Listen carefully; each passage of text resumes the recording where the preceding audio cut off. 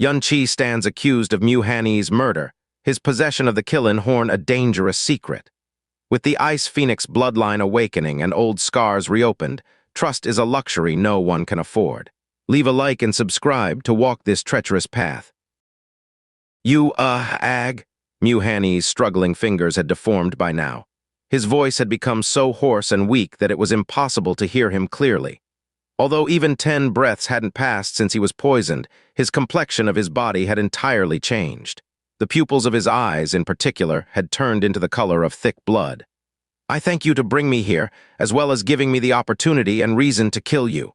Now I can take away this killing horn with a clear conscience. HMPH, as thanks I'll be generous and tell you about 2 things. First, Xianxia narrowed his eyes. There's a special reason behind Master giving Mu Yizhou to me. So even if you truly became Master's direct disciple, she would still not give you Yizhou. Your claim that I snatched your Yizhou is completely ridiculous and baseless. Mu Hanyi opened his mouth wide as scarlet foam of blood overflowed out. All of his teeth had melted away due to the highly toxic poison. Second, Xianxia squatted down and let out a low sneer. The horned dragon poison in your body was personally given to me by Master when I was leaving for here. Try to guess why Master specially had me come here to the Ice Wind Empire and also handed over such a highly toxic poison to me. Mu Hanyi's curled-up body suddenly went stiff. In his lusterless eyes surfaced the most terrified and desperate look he had ever shown in his life. HMPH? You might have thought that your performance was flawless, but Master is a great realm king who has lived for 10,000 years. Even someone as clever as me would act docile before her, without harboring the slightest thoughts of tricking her. Do you really think that she wouldn't be able to see through your thoughts and schemes? Today, if I had truly died at this place, Master would have absolutely not accepted you as her direct disciple, as you seem to be deluding. On the contrary, there would be an even tragic end waiting for you. Mu Hanyi's mouth trembled as it opened, but no sound escaped from it. His curled-up body didn't seem to be able to struggle any further as it only convulsed from time to time. The plan proposed by you to shift the blame to mistakenly triggering a mechanism is indeed pretty good. And I also have to thank you for telling me that it's possible to deactivate the profound formation sealing the killing horn by making use of your blood. Otherwise, I'd have to put in a lot of time and energy for sure. Xianxia gave him a cold and indifferent smile. The highly toxic breath quickly spread inside the barrier, and Mu Hanyi had already lost his 5 senses. He had no way to clearly hear the last words said by Xianxia. With the toxic poison contaminating his entire body, it twitched intensely for a short while before going completely still. He had finally died a miserable death due to the horned dragon's breath.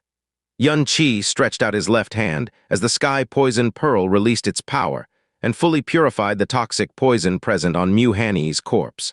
Afterwards, he also purified the poisonous breath that had dispersed inside the barrier, leaving behind no signs of the horned dragon poison. He stood to his feet and took a last look at Mu Hanyi's corpse lying silently. He let out a heavy breath of relaxation before saying in a low voice, he was truly a terrifying person. He recalled Xianxia Cultivation. It was an indubitable fact that Xianxia Cultivation was an extremely terrifying person, and also the only one who brought him close to losing his life several times.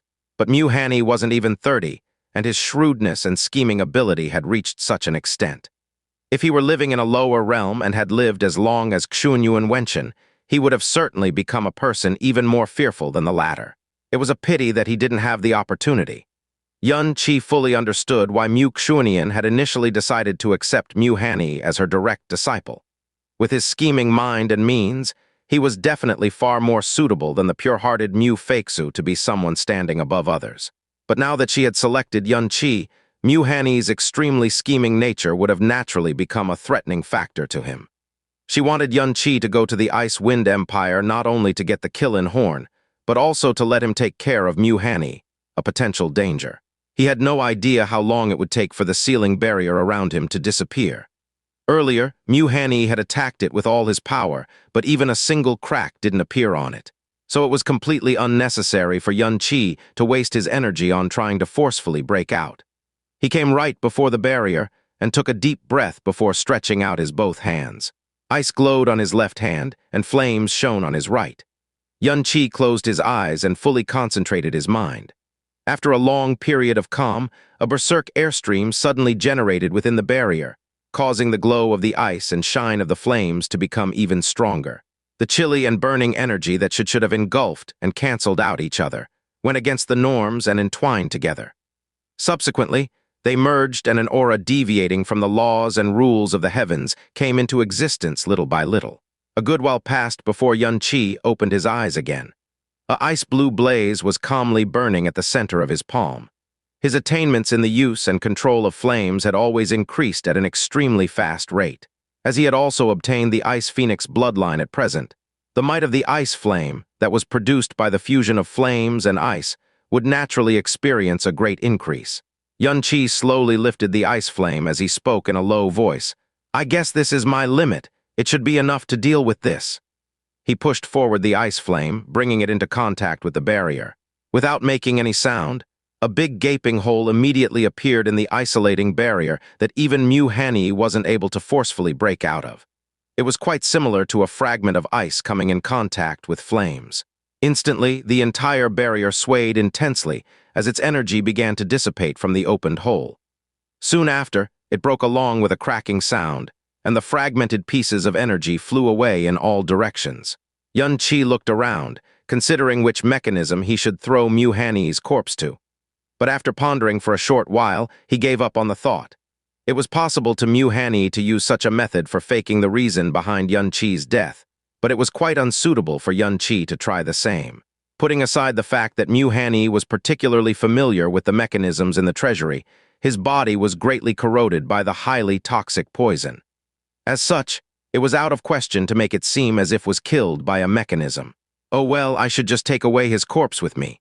Otherwise, if they were to find him dead as well as the killing horn disappeared, there's a big possibility that they would suspect my involvement. After all, I'm surely the only one Mu Hanyi would willingly bring to this place. It might be a rather nice idea to make both of them disappear together, making it seem as though Mu Hanyi had left the imperial palace with the killing horn. As for the reason, they could think whatever they want. He didn't immediately store Mu Hanyi's corpse, and instead walked ahead towards the huge pile of purple-veined divine crystals that were shining with profound light. Purple stone, purple crystal, and purple jade were currencies in the god realm. As it had been quite a short time since Xianxia had come to this realm, so it was only natural that he was pitifully lacking in wealth. In Ice Phoenix Palace, he still received 5,000 purple stones every month, but after becoming a direct disciple of Mu Yizhou, he was in actuality flat broke, since he was certain that the area was free from the existence of mechanisms and profound formations. Xianxia continued to walk with large strides, feeling no worries or fear. He didn't show any reservation, and at once stored the mountain-sized pile of purple crystals and the carefully sealed purple jade in his sky-poisoned pearl. Although he didn't know the exact number of the items he had stored, it was certain to be an extremely great wealth, as this place was the treasury of a nation's imperial family. Then Xianxia changed his direction and stored all the jade boxes containing various kinds of precious pellets and spirit medicine in his sky-poisoned pearl. It was only a corner of the treasury, but he didn't act greedily and stopped looking for more after storing everything in the area. There were mechanisms and profound formations concealed all around the place, so if he were to carelessly trigger any one of them while trying to get as much treasures as possible, he would meet an unimaginably horrible end. With such a large amount of purple crystals and purple jade in his possession, Xianxia instantly felt a sense of assurance in his heart. He returned before Mu Hanyi's corpse and flicked his finger towards it. Immediately, a tear opened up in the corpse. A few dark red blood beads flew out and floated over Xianxia's fingertip. He slowly walked up to the profound formation that had sealed the killing horn. As the profound formation sealing the holidom within, it was obvious for it to be extremely tenacious. It was unclear whether even the ice flame could break it apart. Xianxia sized up the huge, ice-blue killing horn one more time.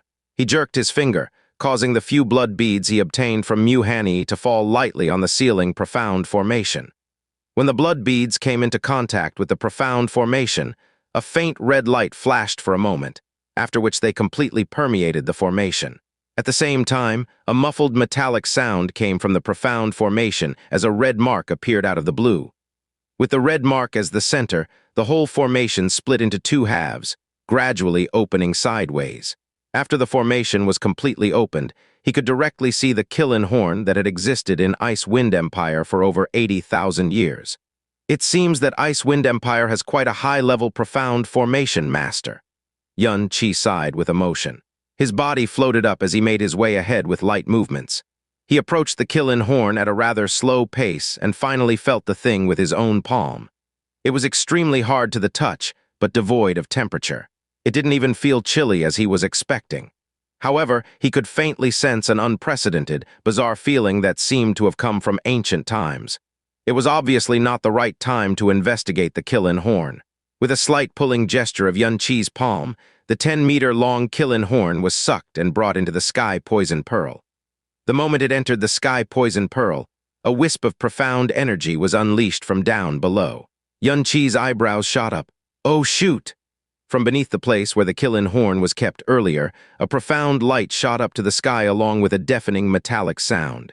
At almost the same moment, profound light flashed crazily in the treasury, activating the warning profound formations that issued dazzling light and siren so loud that it could be heard from a few thousand kilometers away.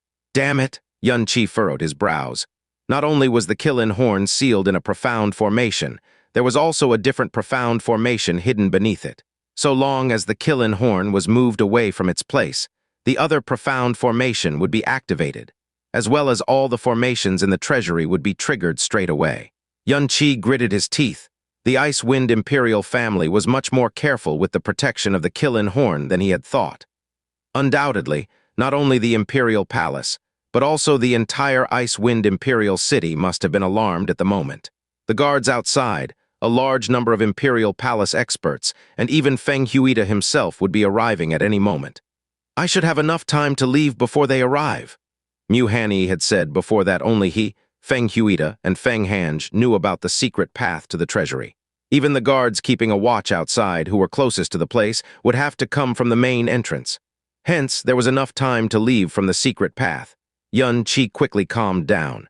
Then he turned around to take away Mu Hanyi's corpse. But the next instant, his movements abruptly stagnated as his hair stood on end. There was nothing in his line of sight, except for some dark red bloodstains. Mu Hanyi's corpse had disappeared. It was so startling that Yuan-Chi felt a cold chill run down his spine. Who is it? Who's there? If his corpse was totally eradicated by the toxic poison of the horned dragon, Yuan-Chi could still somehow accept the fact. However, he had just used the Sky Poison Pearl to purify all the toxic poison present on his corpse in order to avoid leaving any traces of the horned dragon's breath. So, how was it possible for the cops to disappear into thin air? Furthermore, he had not discovered the aura of any other person until now. No one replied to his questions. With the warning sound issuing from the treasury, he couldn't hear even the echo of his own voice. The guards outside could charge in at any time. Yuan-Chi suddenly grit his teeth as he initiated extreme mirage lightning. Following the route in his memory, he dashed to the entrance with his fastest speed. The door to the secret path was still open. Yuan-Chi rushed into the secret path without slowing down a bit, but he firmly gnashed his teeth as he ran along the way. There was someone in the treasury other than the two of them. Moreover, it was such a terrifying person that he was simply unable to sense their presence. If they were present here all along, wouldn't that mean that? They saw everything he did, including the purification of the Sky Poison Pearl and the Ice Flame. Why were they inside the treasury, and for what reason did they take away Mu Hanyi's corpse? Who did it? Chi swiftly moved through the darkness. Upon approaching the exit, however, he slowed down, using hidden flowing lightning to rapidly retract his aura. Various noises resonated over from afar, but the medicine garden area outside of the entrance did not seem to have any abnormalities. Upon deciding it was safe, Yuan-Chi slowly and silently exited while maintaining hidden flowing lightning. He carefully moved through the darkness until he confirmed that he was outside of the perception range of the profound beast guarding the medicine garden. Then he abruptly accelerated and raced straight back towards Ice Maiden Palace. The originally calm and silent Ice-Wind Imperial Palace had already become noisy and clamorous, as groups of figures flocked towards the treasury like large flocks of birds. The originally dark area around the treasury was now brightened by various profound lights. Someone had broken into the treasury. This was the only time it had ever happened in the tens of thousands of years long history of the Ice-Wind Empire, and thus had caused the entire city to be shocked, as over half of the peak practitioners within the palace went towards it. Xianxia's brows were tightly furrowed, as he avoided the moving figures to the best of his abilities, and slowly approached the boundaries of the imperial palace. He had not expected that taking away the Kilin horn would trigger the profound formation below it. But it was not enough to cause him to panic. What caused him to worry was Mu Hanyi's corpse, which had disappeared. As the lights of Ice Maiden Palace entered his sights, Xianxia's footsteps abruptly slowed as he directly stopped in place and turned around to look in the direction of the treasury. Not too long after, the sound of many hurried footsteps approached him from behind. The people leading the group were none other than Feng Huida and Feng Hanyi. As for the group following them, it consisted of 20 or so people. Although their numbers were small and they were all armorless, the aura of each person was incredibly thick, and their eyes all seemed sharp enough to penetrate into one's heart. Upon seeing Xianxia, Feng Huida and Feng Hanyi quickly made to greet him as Feng Huida hurried shouted from far away, "Young Yun!" Xianxia turned around as he asked, "Ice Wind Emperor, what is with this great commotion? Could it be that some enemy has broken in?" Feng Huida walked closer, then slightly bent at the waist as he replied, "My imperial treasury is located over there. It is guarded extremely strictly, so I never thought that someone would actually try to break in. To have disturbed young Yun's sleep as well, this little king is truly ashamed. When this little king captures the intruder, they will have their body cut to thousands of pieces." "Royal father," Feng Hanyi anxiously interrupted, "as the thief was able to activate that profound formation, it means that they have already entered the treasury. For them to enter whilst avoiding the many layers of guards means that their skills are no small matter. It is still best if Royal Father doesn't take any risks. As of right now, 100,000 guards have already encircled the treasury area. Even if the thief grew wings, it would be hard for them to escape. Moreover, with all of the high-level experts over there, this will definitely be able to apprehend the thief and bring them before you," Feng Hanyi vowed. Feng Huida thought for a while, then ordered, "All right then, but you must be careful. Elder Yan, I'll be putting my royal father and brother Yun in your care. Rest assured, Crown Prince." Behind Feng Huida, a sage-like old man slowly nodded his head. Finished speaking, Feng Hanyi took his group of men and swiftly moved towards the treasury. "Young Yun, I'm afraid it may not be too safe here. Why don't you let this little king accompany you back to the Ice Wind Main Hall?" Feng Huida said. With the escort of Elder Yan, Xianxia followed Feng Huida back to the Ice Wind Main Hall. The front of the hall was already full of people, a large portion of which being guests who were staying in the various palaces that night. They had all been shocked silly and were afraid, and had been escorted there by their own guards. There were 3 layers of experts surrounding the great palace, and another 3 layers within the palace itself. The defense was indeed without a hole. Upon seeing Xianxia, Mu Yizhou walked up and greeted him as she anxiously asked, "Xianxia, are you all right?" "What could possibly happen to me?" Xianxia casually replied. Siduk Shengyang also hurriedly stepped forward and asked, "Ice Wind Emperor, what has happened? Could it be that enemies have intruded? A thief has broken into my treasury and activated a profound formation." Feng Huida frowned. "However, do not worry. There is no way the thief will escape. Only the disturbances that they have wrought upon you all. I'm afraid that even if they are cut up into tens of thousands of pieces, it will not relieve you all of your anger." Xianxia didn't look away as he knew that it was impossible for Feng Huida to suspect that the person who had activated the profound formation within the treasury had entered and exited through a secret passage, which was openable only with royal blood. It was impossible for Feng Huida to know that the thief had long since escaped. Sounds of chaos constantly emanated over from the north without a break as the people in front of the palace conversed amongst themselves. All of the palace guards were extremely tense, as if they were about to face an enemy at any time. As time flowed on, Feng Huida would glance over and then send a sound transmission through the sound transmission jade in his hand. He did this countless times, and with each time an increasing amount of anxiety and doubt emerged between his brows. In the end, he finally couldn't take it any longer as he decisively said, "Quickly send someone to the 13th Prince's palace. If he isn't in his palace, then send people looking for him. Upon finding him, let him immediately come over and see me." The brows of Elder Yan, who was always right behind Feng Huida, furrowed as he said, "With the 13th Prince's temperament, he would definitely be the first person to react if something like this were to happen, yet he has yet to appear tonight. Moreover, he cannot even be contacted by sound transmission. It is indeed strange.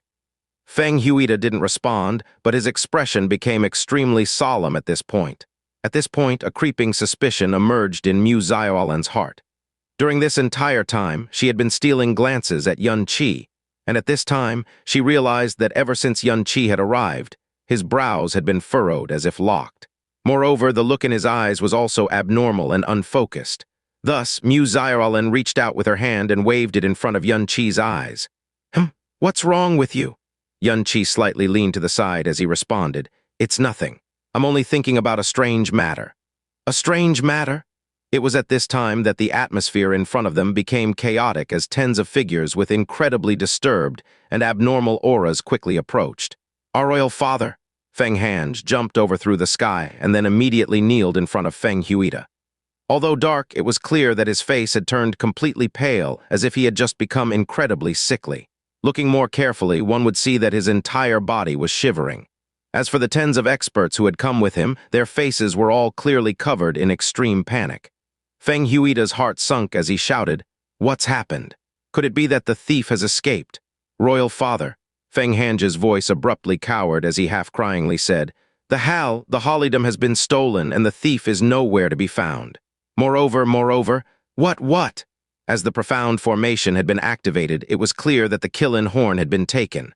Thus, Feng Huida had already prepared himself for this news. However, it was a great shock for him to hear that the thief had disappeared without a trace, meaning that they were unable to capture them. He took a step forward and grabbed Feng Hange's shoulder, his pupils expanding to their maximum as he asked, What else is there? Feng Hange's expression twisted in grief as he finally forced several painful words out of his throat. In the medicine garden, we discovered a corpse. It was Hanyi, as Feng Hange said his teary words. The expressions of everyone present dramatically changed, as if they had all been struck by a thunderbolt from the sky. Xianxia was no exception as he fiercely turned his head around. Mu Hanyi's corpse medicine garden? How could this have happened? Feng Huida's entire body trembled, his feet staggering as he abruptly let out a strange scream and began to grab at Feng Hange like a madman, his fingers nearly penetrating into Feng Hange's flesh. What did you say? What did you just say?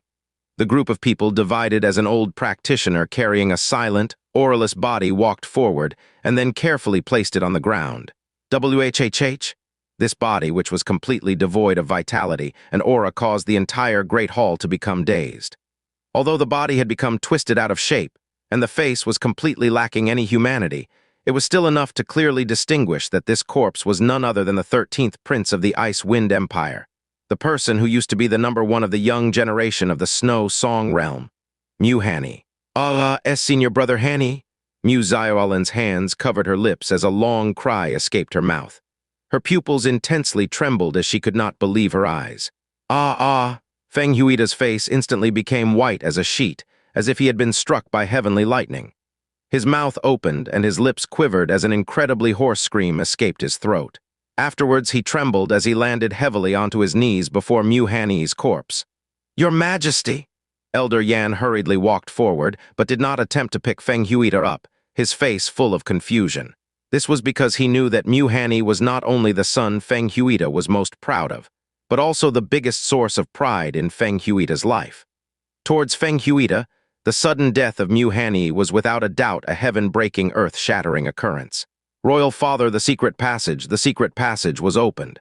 The thief must have taken Hanyi and entered and exited the treasury through the secret passage. Then, after using Hanyi, As Feng Hange spoke, he fiercely grit his teeth to try and stop the tears pouring down his face. All of the nearby members of the imperial family were weeping, while the invited guests all sighed while observing what occurred. With Mu Hanyi's fame within the Snow Song realm, his sudden death was absolutely not only a great matter for the Ice Wind Empire, but also one which would stir the entire Snow Song realm. After all, Mu Hanyi wasn't just simply an Ice Wind prince. He was also the #1 disciple of Divine Ice Phoenix sect. Just who would have the courage to dare and kill the #1 disciple of Divine Ice Phoenix sect? Feng Huida began to tremble so harshly that it became startling. It was as if he had entered the coldest hell in the world. Elder Yan could only grip Feng Huida's shoulders as he helplessly tried to comfort him. Your Majesty, please do not grieve too much right now. This old one will definitely find the thief so that you can take vengeance for the 13th prince. Feng Huida abruptly slowly raised his head at this moment as he quietly said, Elder Yan, could you go and check Hanyi? Can you determine just what killed him? Feng Huida's voice was astonishingly calm. Elder Yan slightly nodded as he stuck out his palm and placed it onto Mu Hanyi's chest. Only, upon touching Mu Hanyi's chest, his palm quickly retracted like lighting as an expression of shock covered his face. Everyone's gazes abruptly landed on Elder Yan, while Yun Qi's brows became even more furrowed. Just what kind of reaction was this? Speak!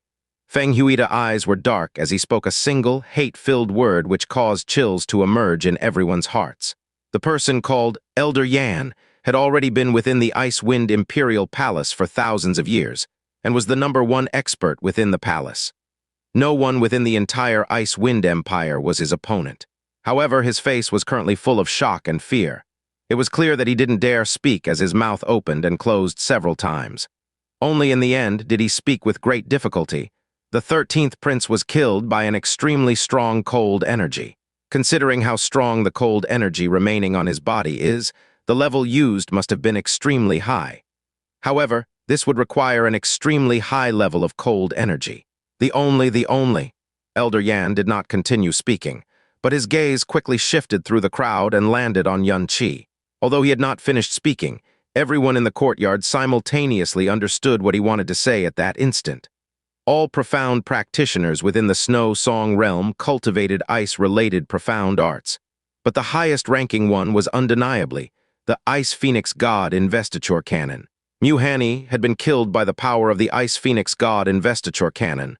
At number percent, Yun Qi's mind went blank.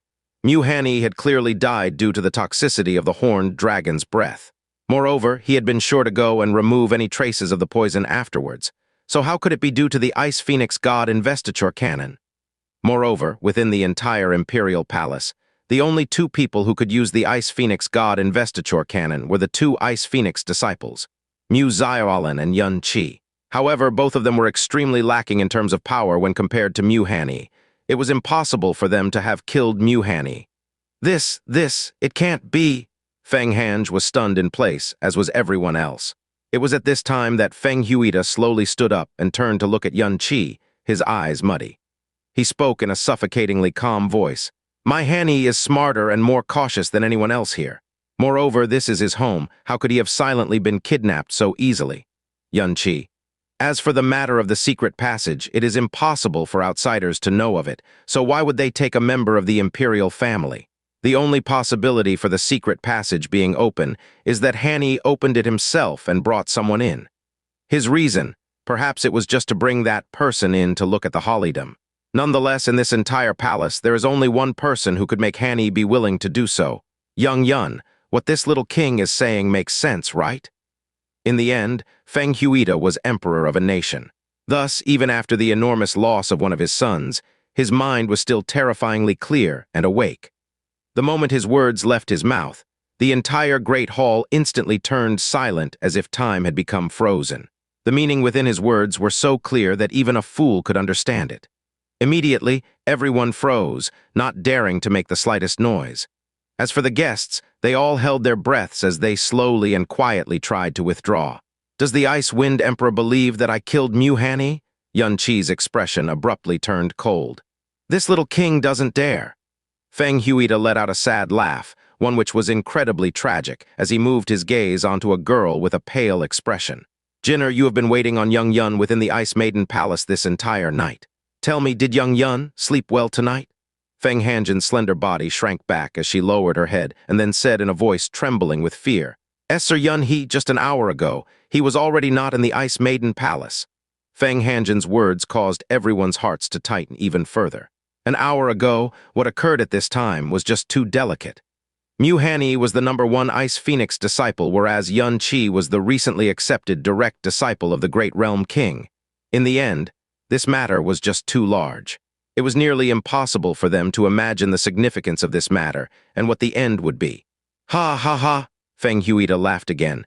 This time his laughter was even sadder than before. Are the guards of Ice Maiden Palace here? 15 people with thick auras walked forward. Each of their expressions were filled with shock, terror, and anxiety.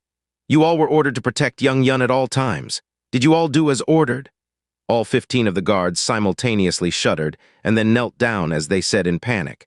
An hour ago, Sir Yun said he wished to go out to relax and ordered us for us to not accompany him. We didn't dare not. Your Majesty, please forgive us.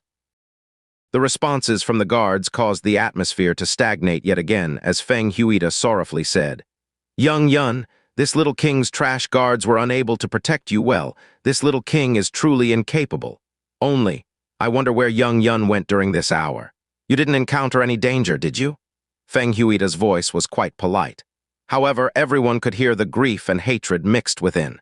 It was clear that Feng Huida had already come to the conclusion that the person who had killed Mu Hanyi was Yun Qi.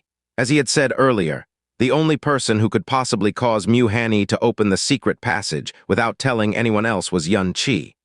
Moreover, Yun Qi had mysteriously disappeared just an hour before all of this occurred. Yun Qi's brows furrowed, but just as he was about to speak, Mu Yizhou flusteredly said, No, there's no way. The relationship between Yun Qi and senior brother Hanyi was so good. Moreover, Yun Qi's profound strength has only just reached the first level of the divine origin realm. There's no way that he would have been able to kill senior brother Hanyi. You all have truly criminalized the wrong person. Furthermore, Mu Yizhou's voice abruptly quieted down. Furthermore, an hour ago, Yun Qi, he was with me in my quarters. As Mu Yizhou got towards the end of her statement, her voice became weak like a mosquito as she deeply hung her head, not daring to make eye contact with anyone else. From everyone else's point of view, it was just the shame of a girl. But Yun Qi knew that it was because she had just told such a great lie even though she was not good at lying. Nonetheless, the innocent Mu Yizhou had actually stood up for him at such a critical moment. She had not hesitated to tell a lie which threw away her purity to protect him. His fond treatment of her this entire time had indeed not been wasted. Mu Yizhou's words caused everyone to suddenly become dazed. As for Xianxia, he was stunned at first, but then traces of extreme joy emerged in his eyes as he almost wasn't able to prevent himself from jumping up with joy. He hurriedly walked forwards as he said with some abashedness, This, Ice Wind Emperor, esteemed guests, in all honesty, young Yun and my daughter since long ago. Both of them are extremely passionate for each other, and that is why the two of them have decided to join together. Only my daughter is merely a Ice Phoenix Palace disciple. Her status cannot compare at all with young Yun. Moreover, after the great realm king betrothed Fairy Feixu to young Yun, it became even harder for them to speak of this matter. Thus, but now it is like this, everything which could not be said has been said. Earlier, young Yun was indeed in my daughter's quarters. This, I hope everyone here will take it seriously. With his status as an independent region lord, Xianxia naturally wasn't as innocent and shy as Mu Yizhou. The tone of his voice, his expression, and even the look in his eyes were extremely natural as he used flawlessly used words in the right order with the right logic. It was indeed perfect. As these words ended, everyone's expressions became ambiguous. After all, Yun Qi's profound strength was indeed at the first levy of the divine origin realm. This was something that they all knew. As for Mu Hanyi, he had been at the 5th level of the divine tribulation realm. Although Yun Qi had become the direct disciple, it was only because of his incredible innate talent which surpassed Mu Hanyi. If the two were to actually fight, even if there were 100 of him, he still wouldn't be a match for Mu Hanyi. Thus, how could Yun Qi possibly have killed Mu Hanyi? And based on the circumstances, it would have had to be by himself. As such, it was hard for them to believe Feng Huida's claim that Yun Qi was the one who killed Mu Hanyi. To them, it was no more than wild speculation. In contrast, Xianxia's explanation was much more reasonable. To begin with, many of them had been wondering why Yun Qi, with his incredibly high status of direct disciple, would bring a girl with him when visiting the Ice Wind Empire. For the two to be in a relationship would make very much sense. It now also made much more sense why Yun Qi wouldn't let others follow him when leaving Ice Maiden Palace an hour earlier. If this was the case, his action was indeed reasonable. So it was like this. Region Lord Situ, congratulations. A middle-aged person who was closest to Xianxia exclaimed, their face full of envy. One's daughter being able to reel in the great realm king's direct disciple was indeed extraordinary.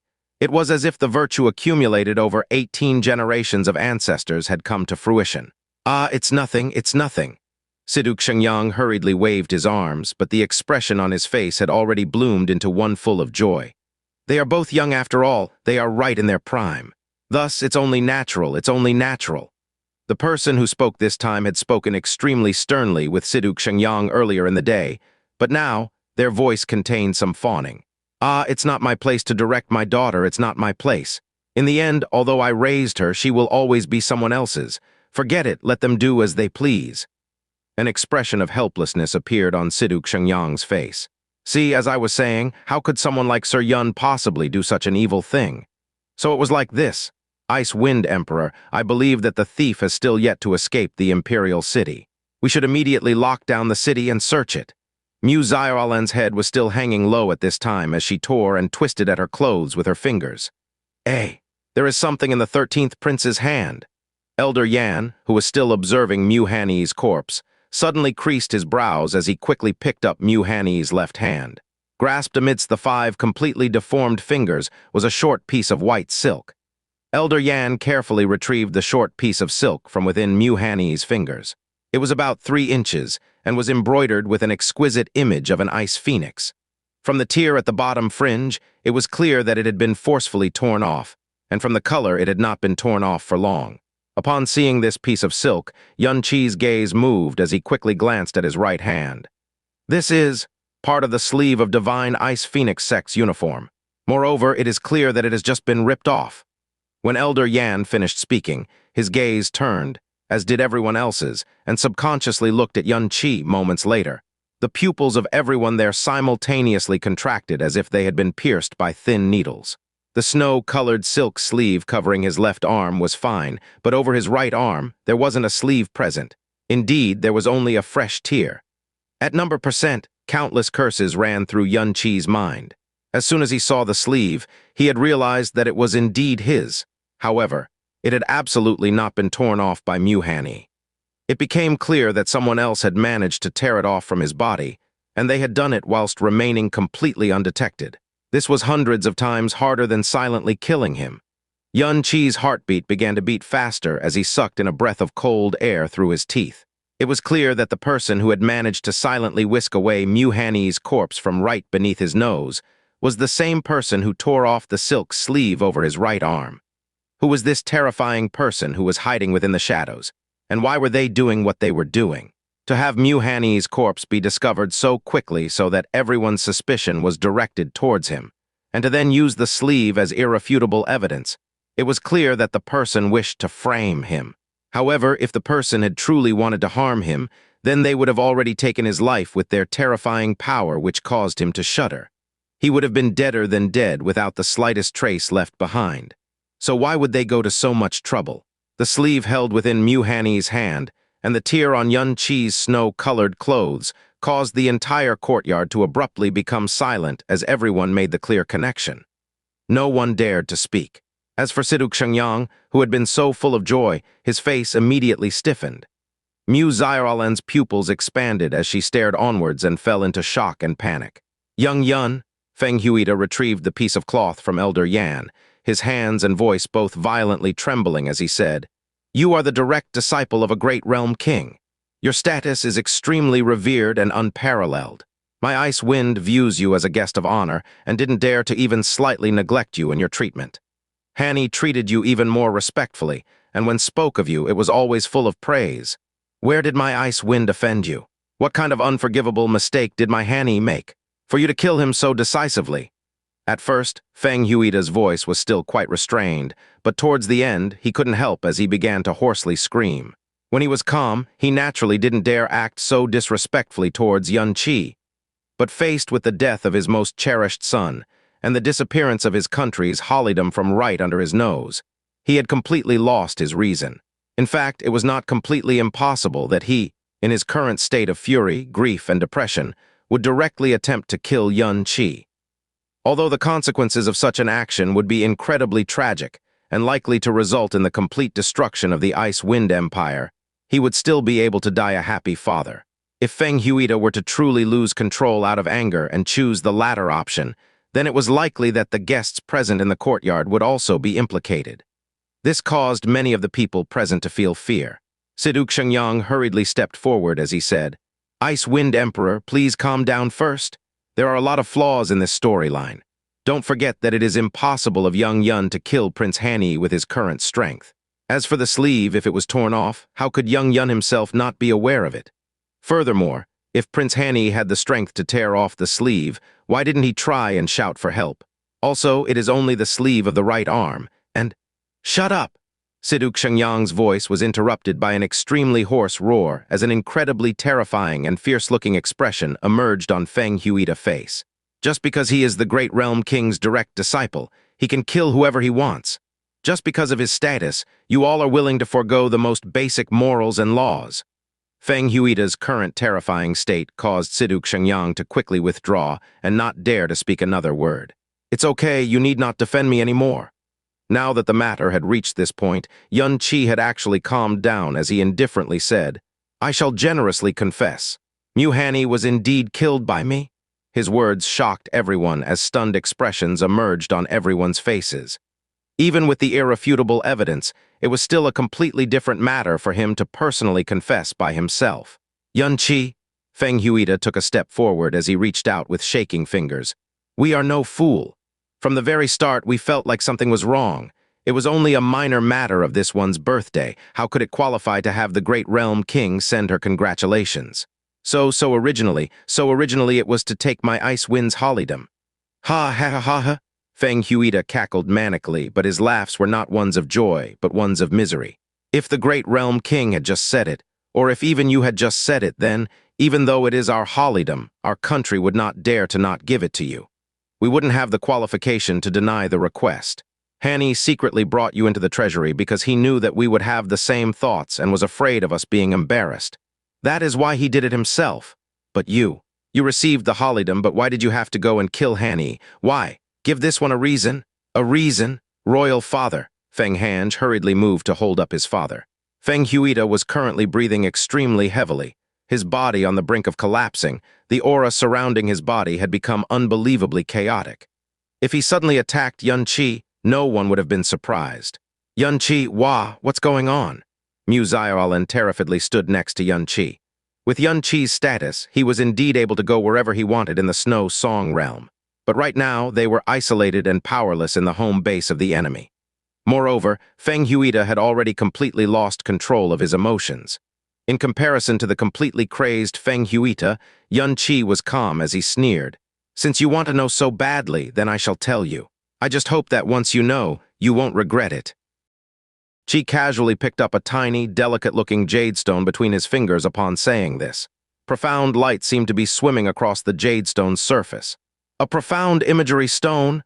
The surrounding people immediately recognized the item in his hand. It can't be. HMPH. Take a look with your own eyes, Feng Huida. Yun Qi let out a cold snort and moved his fingers. The profound imagery stone was tossed to the ground in the blink of an eye, activating its internal profound formation the second it hit the ground. Crystal clear profound light and sound appeared above the stone. The first image displayed by the profound image stone was Mu Hanyi. However, the sinister expression on his face was so foreign to everyone present, except Yun Qi, that it was bordering on impossible. His voice in particular was brimming with unheard-of savagery. I'll personally offer the Killin Horn to Master, but you won't be there to see that moment because you will be dying here very soon. The image displayed by the profound imagery stone couldn't be faked.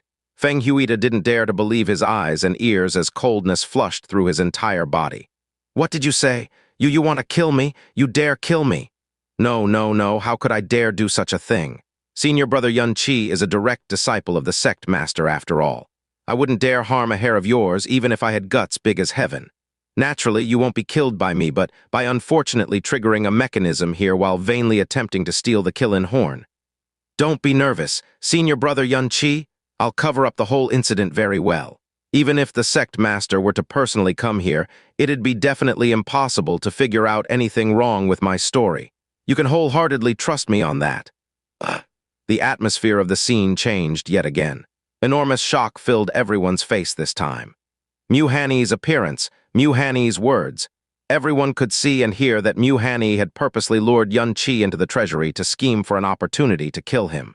The sin and gall that were Mu Hanyi's attempt to murder the direct disciple of a great realm king were literally indescribable.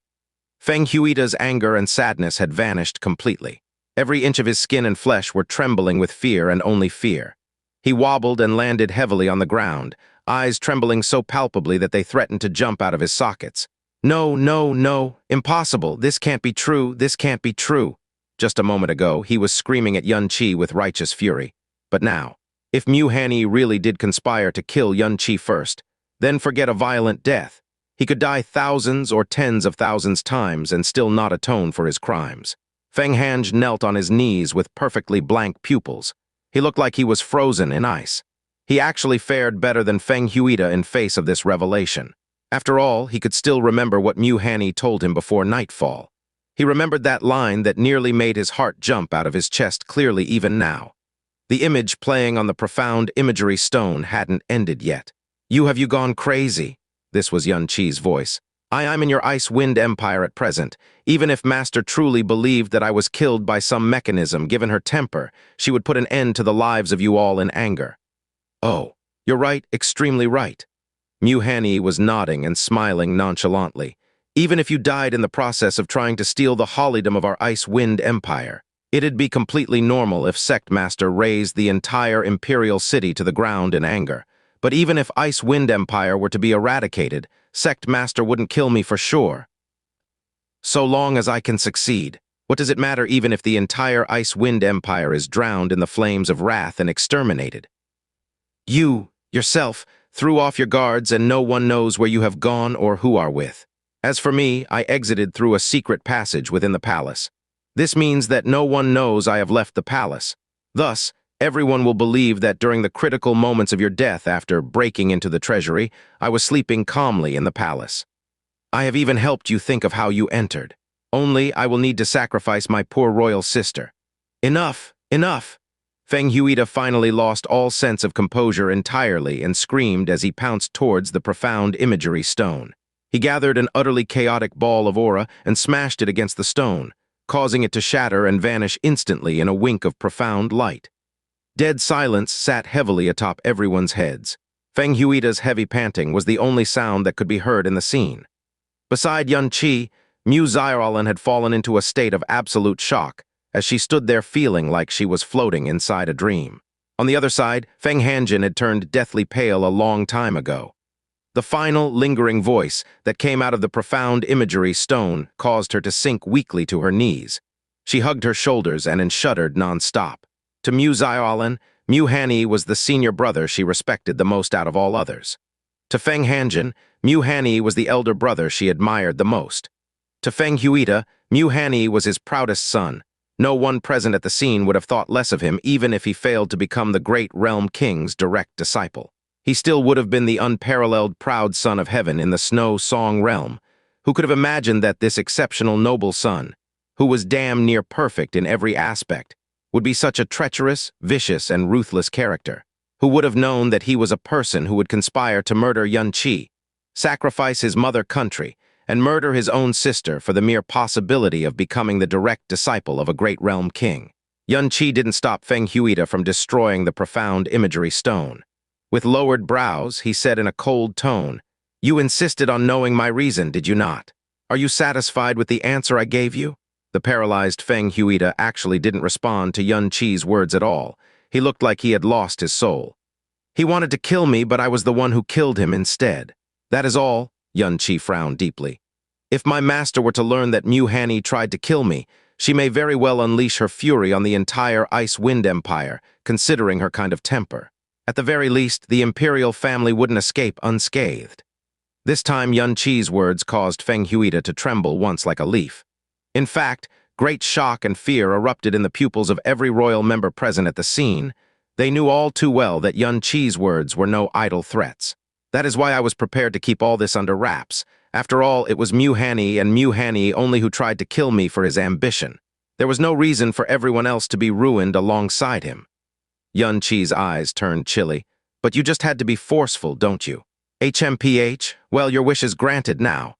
Feng Huida abruptly returned to himself and crawled his way to Xianxia while covered in tears.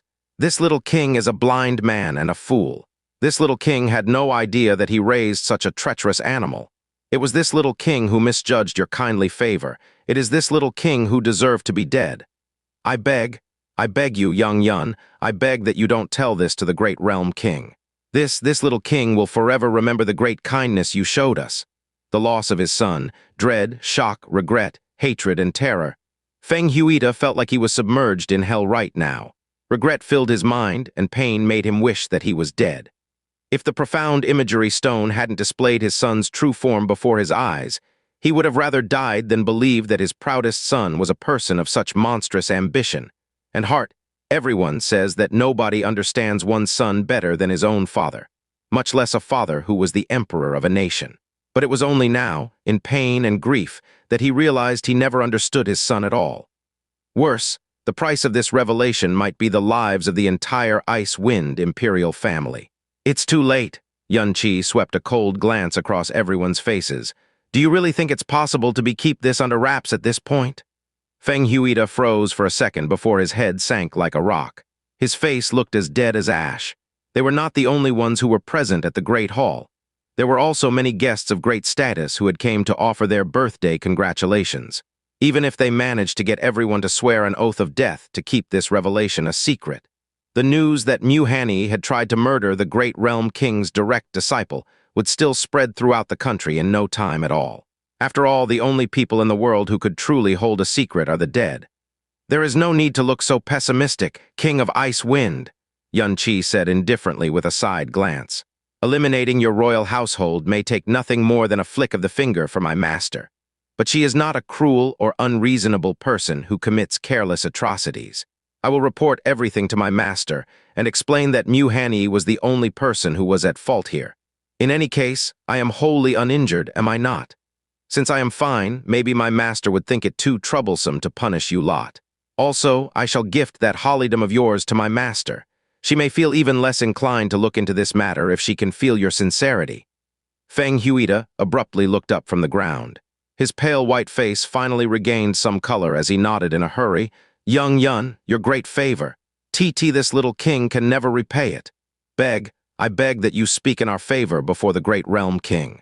With the sun and moon as witness, this little king swears that his loyalty to the great realm king is absolutely impeccable. The Ice-Wind Empire shall die 10,000 times if you demand it. Young Yun, Feng Huida's speech was utterly incoherent under the makings of fear, agitation, and shock at this point. In that case, the holidom. Feng Huida immediately kowtowed before Yunqi. Please gift the holidom to the great realm king, young Yun. If the holidom manages to appease the great realm king, then it is its fortune to make. This little king will only be infinitely cheered by this outcome. That is for the best. Yunqi nodded and turned around immediately. If there is nothing else, it is time I head back to my room and get some rest. I will return to the sect immediately, tomorrow morning. You don't need to send me off. Yunqi leaped into the air and flew straight towards the Ice Maiden Palace before anyone could say anything. The Ice-Wind Palace was destined to be tumultuous tonight. Yunqi didn't care how the Ice-Wind imperial family was going to deal with the aftermath at all, because he had already achieved the goal of his trip. Despite some difficulties, the speed at which he fulfilled his objective was far faster than he initially imagined.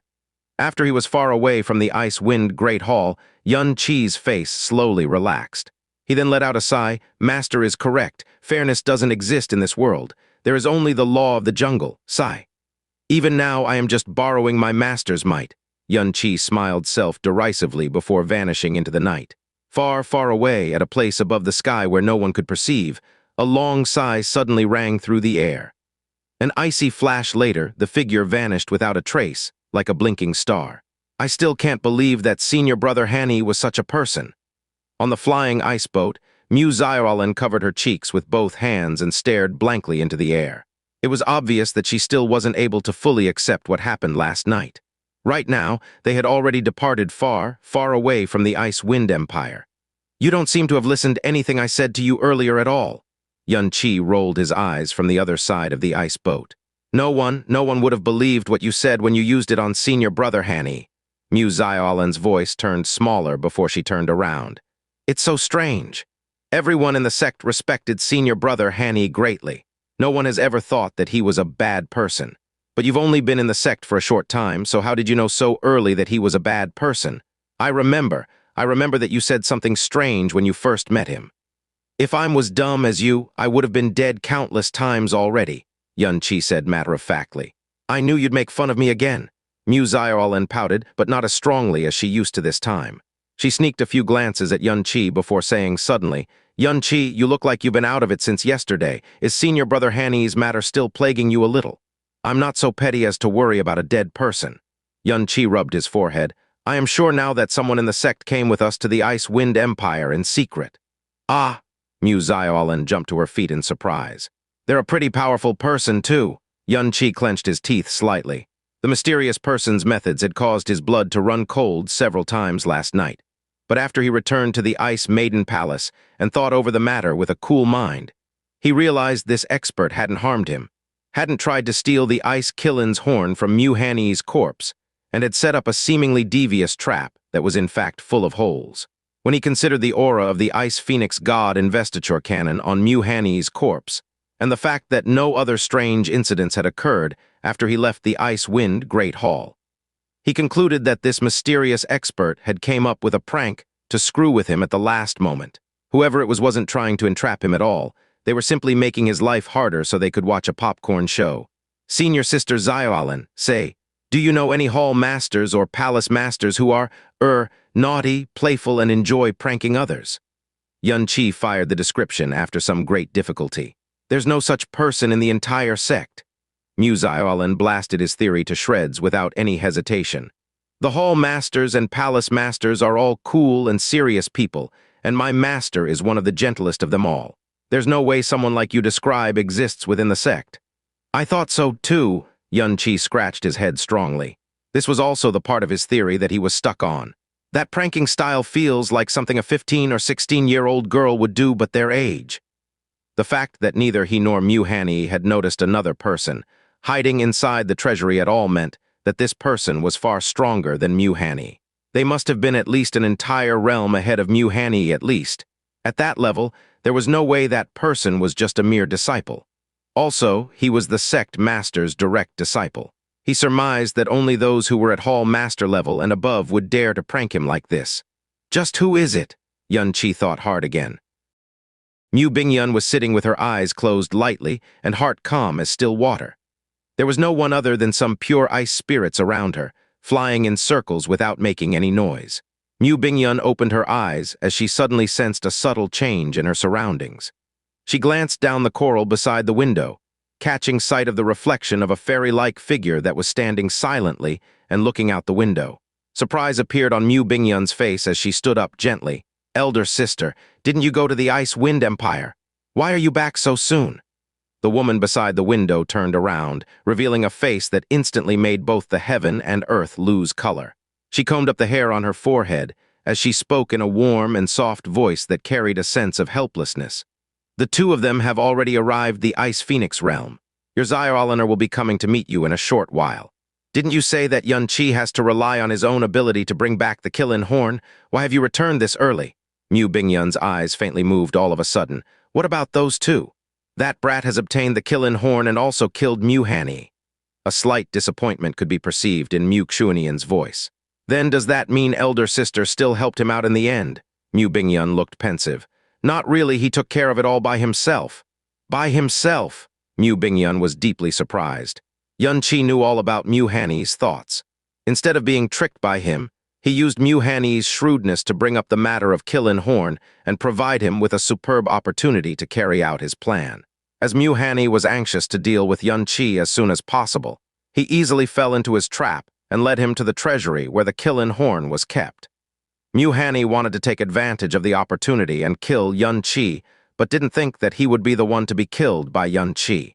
After all, he had the breath of horned dragon that I gave him before his departure, and so he naturally took away the Killin horn when he set off to get back here. He single-handedly killed Mu Hanyi? Mu Bingyun found it difficult to believe.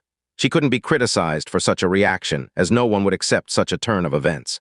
The horned dragon's breath can definitely take Mu Hanyi's life with ease, but how could a person of his ability let himself be contaminated by the breath in Xianxia's possession? Mu Xuanian narrowed her beautiful eyes. This brat has a lot of secrets. If even you find it difficult to believe that Xianxia can kill Mu Hanyi, it's no wonder that an intelligent person such as him was easily fooled by Xianxia. Mu Bingyun. Ha! Mu Yizhou sighed slowly. There was a faint look of grievance on her face. Here I was worried that he might get tricked and die prematurely at Mu Hanyi's hands, and followed behind them covertly to assist at the time of need. However, it turned out to be a trip made in vain. I thought that this experience would be a very big trial to him, but he accomplished it in such a simple and direct way that I just can't accept it. To increase the difficulty of the trial by a bit, I took away Mu Hanyi's corpse, hoping to have some fun looking at him panicking. Who would have thought that he would be able to deal with it easily? Mu Bingyun. Mu Yizhou brought her hands before her curvy and bulging chest, as she said in a bitter tone. He was fully confident in killing Mu Hanyi, but was still carrying a profound imagery stone with him. This brat is even more sinister than Mu Hanyi. It seems the one I selected as my disciple is an extremely ominous star. Profound imagery stone? You mean to say that Xianxia used profound imagery stone against the unmasked Mu Hanyi before killing him? But isn't it impossible for Mu Hanyi to be unable to sense the aura of the profound formation when the stone is activated? Could it be that he was so sure of ending Xianxia's life that he didn't bother about it? Mu Bingyun felt surprised. Of course not. That brat has a special profound art to conceal auras. Not only the aura from the profound imagery stone, but he can also conceal his own aura to such an extent that even I find it shocking. On his way back to Imperial Palace after killing Mu Hanyi in the treasury, no one was able to sense him going past them. There's such a profound method. That's why I said that this brat has a lot of secrets. If not for the fact that I quietly followed behind them, even I wouldn't know about the many strange things he has kept hidden. Her brows slightly moved upwards, as she thought of the weird blaze Xianxia had formed by fusing ice and flames. It's wise not to easily expose one's hidden cards. Elder sister shouldn't blame him for hiding them from you, Mu Bingyun said in a light tone. Bear in mind not to tell anyone that I accompanied him to the Ice Wind Empire. Speaking of which, he has already guessed that someone from the sect was following him. But no matter how sly he is, it's impossible for him to suspect me as the one. Mu Yizhou lowered her arms. Her fairy-like body turned around as she looked to the north. They should be arriving here at any moment.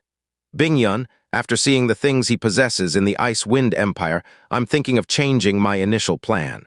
From tomorrow onwards, I'll be giving him personal training.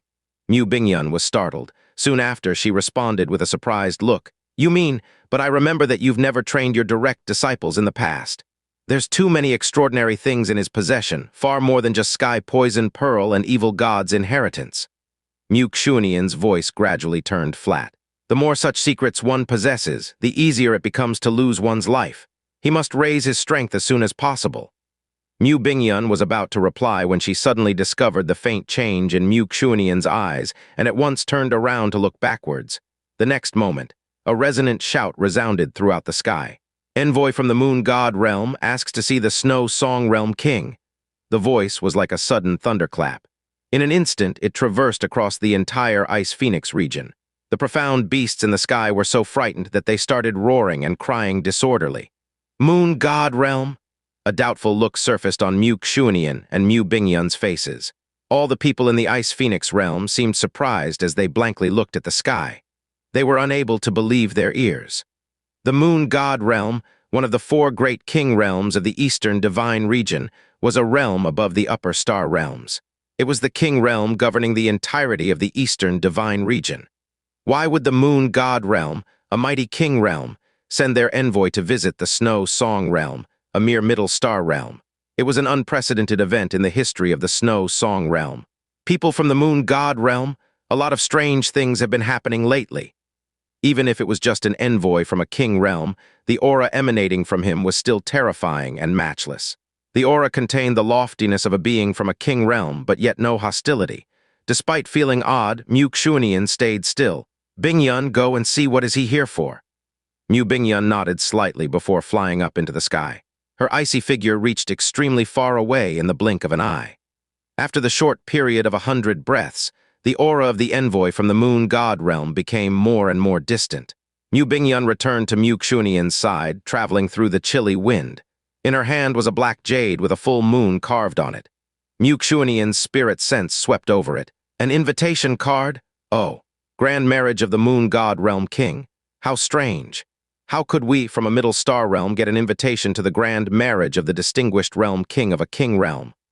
Could it be because elder sister is a divine master realm practitioner, and everyone knows about you in the eastern divine region, that they especially invited you? Mu Bingyun asked. Mu Xuanian pondered for a short while, but eventually shook her head. I didn't receive any invitation 30 years ago when I reached that realm. Mu Bingyun. It's quite likely that not only us but all the middle star realms received the invitation. If my speculation is correct, then there could be only one reason behind the invitation. Mu Bingyun thought for a moment before nodding lightly. She said in agreement to Mu Xuanian's words, certainly, that could be the sole possibility. Mu Xuanian took the black jade in Mu Bingyun's hand. There's still 27 months until the profound God Convention, which will be held for a period of around 3 months.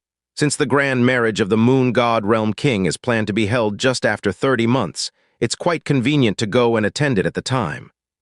Outside, an ice boat was approaching them at a fast speed, making whistling sound as it traveled through the sky. Very soon, Mu Yizhou's excited voice could be heard from the distance. Master, I've come back. Sai, just look at how spoiled your Yizhou is. She has no idea how to show respect. That brat of mine doesn't even dare to raise his head before me without getting permission. Mu Xuanian gave a fascinating smile as her gently caressed down from Mu Bingyun's face to her chest.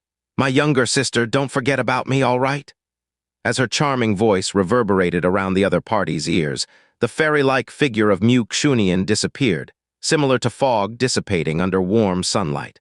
Yunqi saw Mu Xuanian standing right before the sacred hall when he was returning to the place.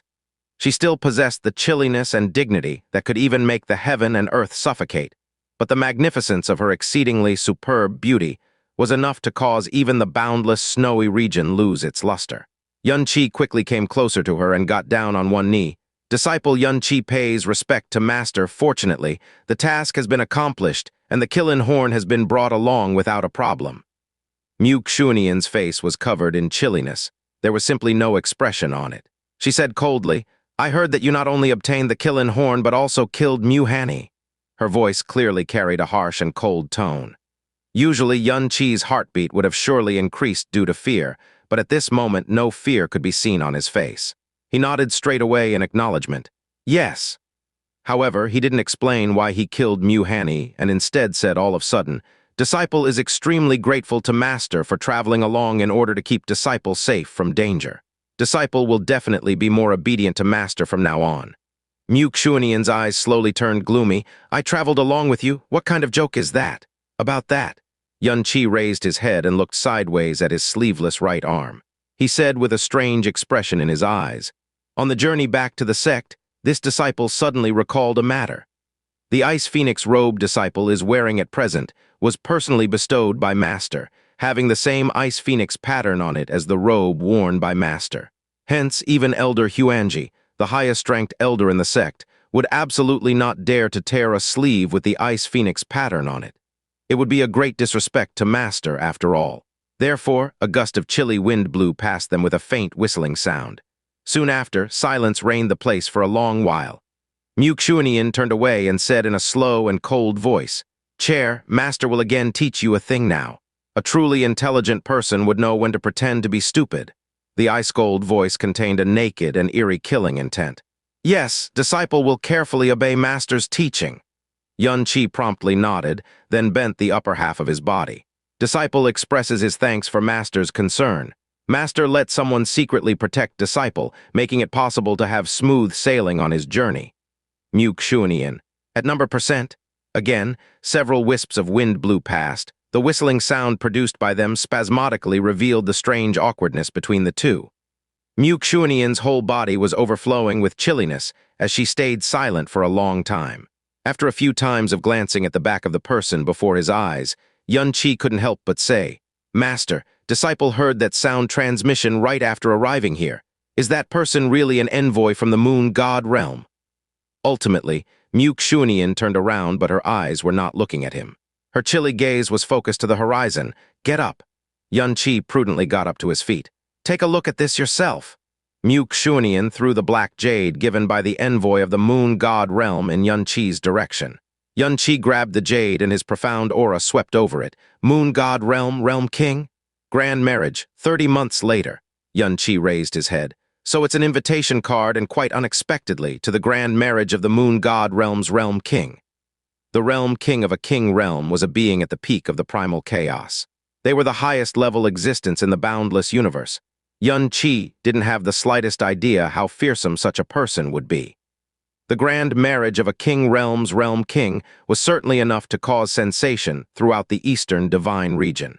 It could be considered a great event even in the entire god realm. But wasn't it a bit far-fetched to invite people from a middle star realm to the marriage of a king realm's king?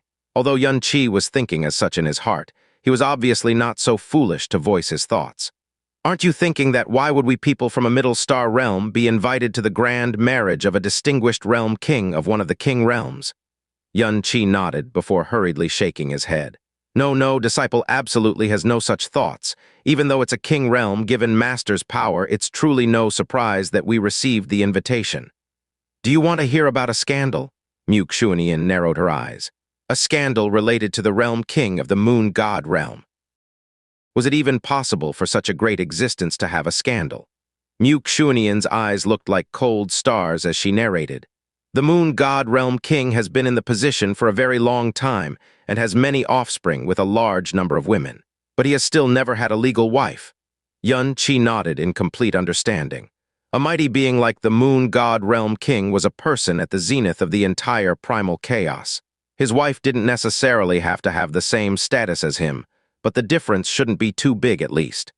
However, given the supremely high position of the moon god realm king, it would be extremely difficult to find such a woman. Dozens of years ago, the rumor that the moon god realm king was about to get married began to spread in the god realm all of a sudden.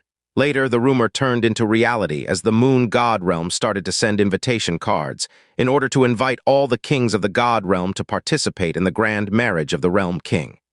Dozens of years ago? Yun-Chi was stunned. If they announced the marriage dozens of years ago and even sent invitation cards, what are they doing all this for again? It was only then that everyone in the god realm found out about the person who was going to be the wife of moon god realm's king. She is actually a woman that has divine stainless body. Chair, have you heard of this divine body before? Mu Yizhou glanced sideways at Yun-Chi as she asked. He shook his head.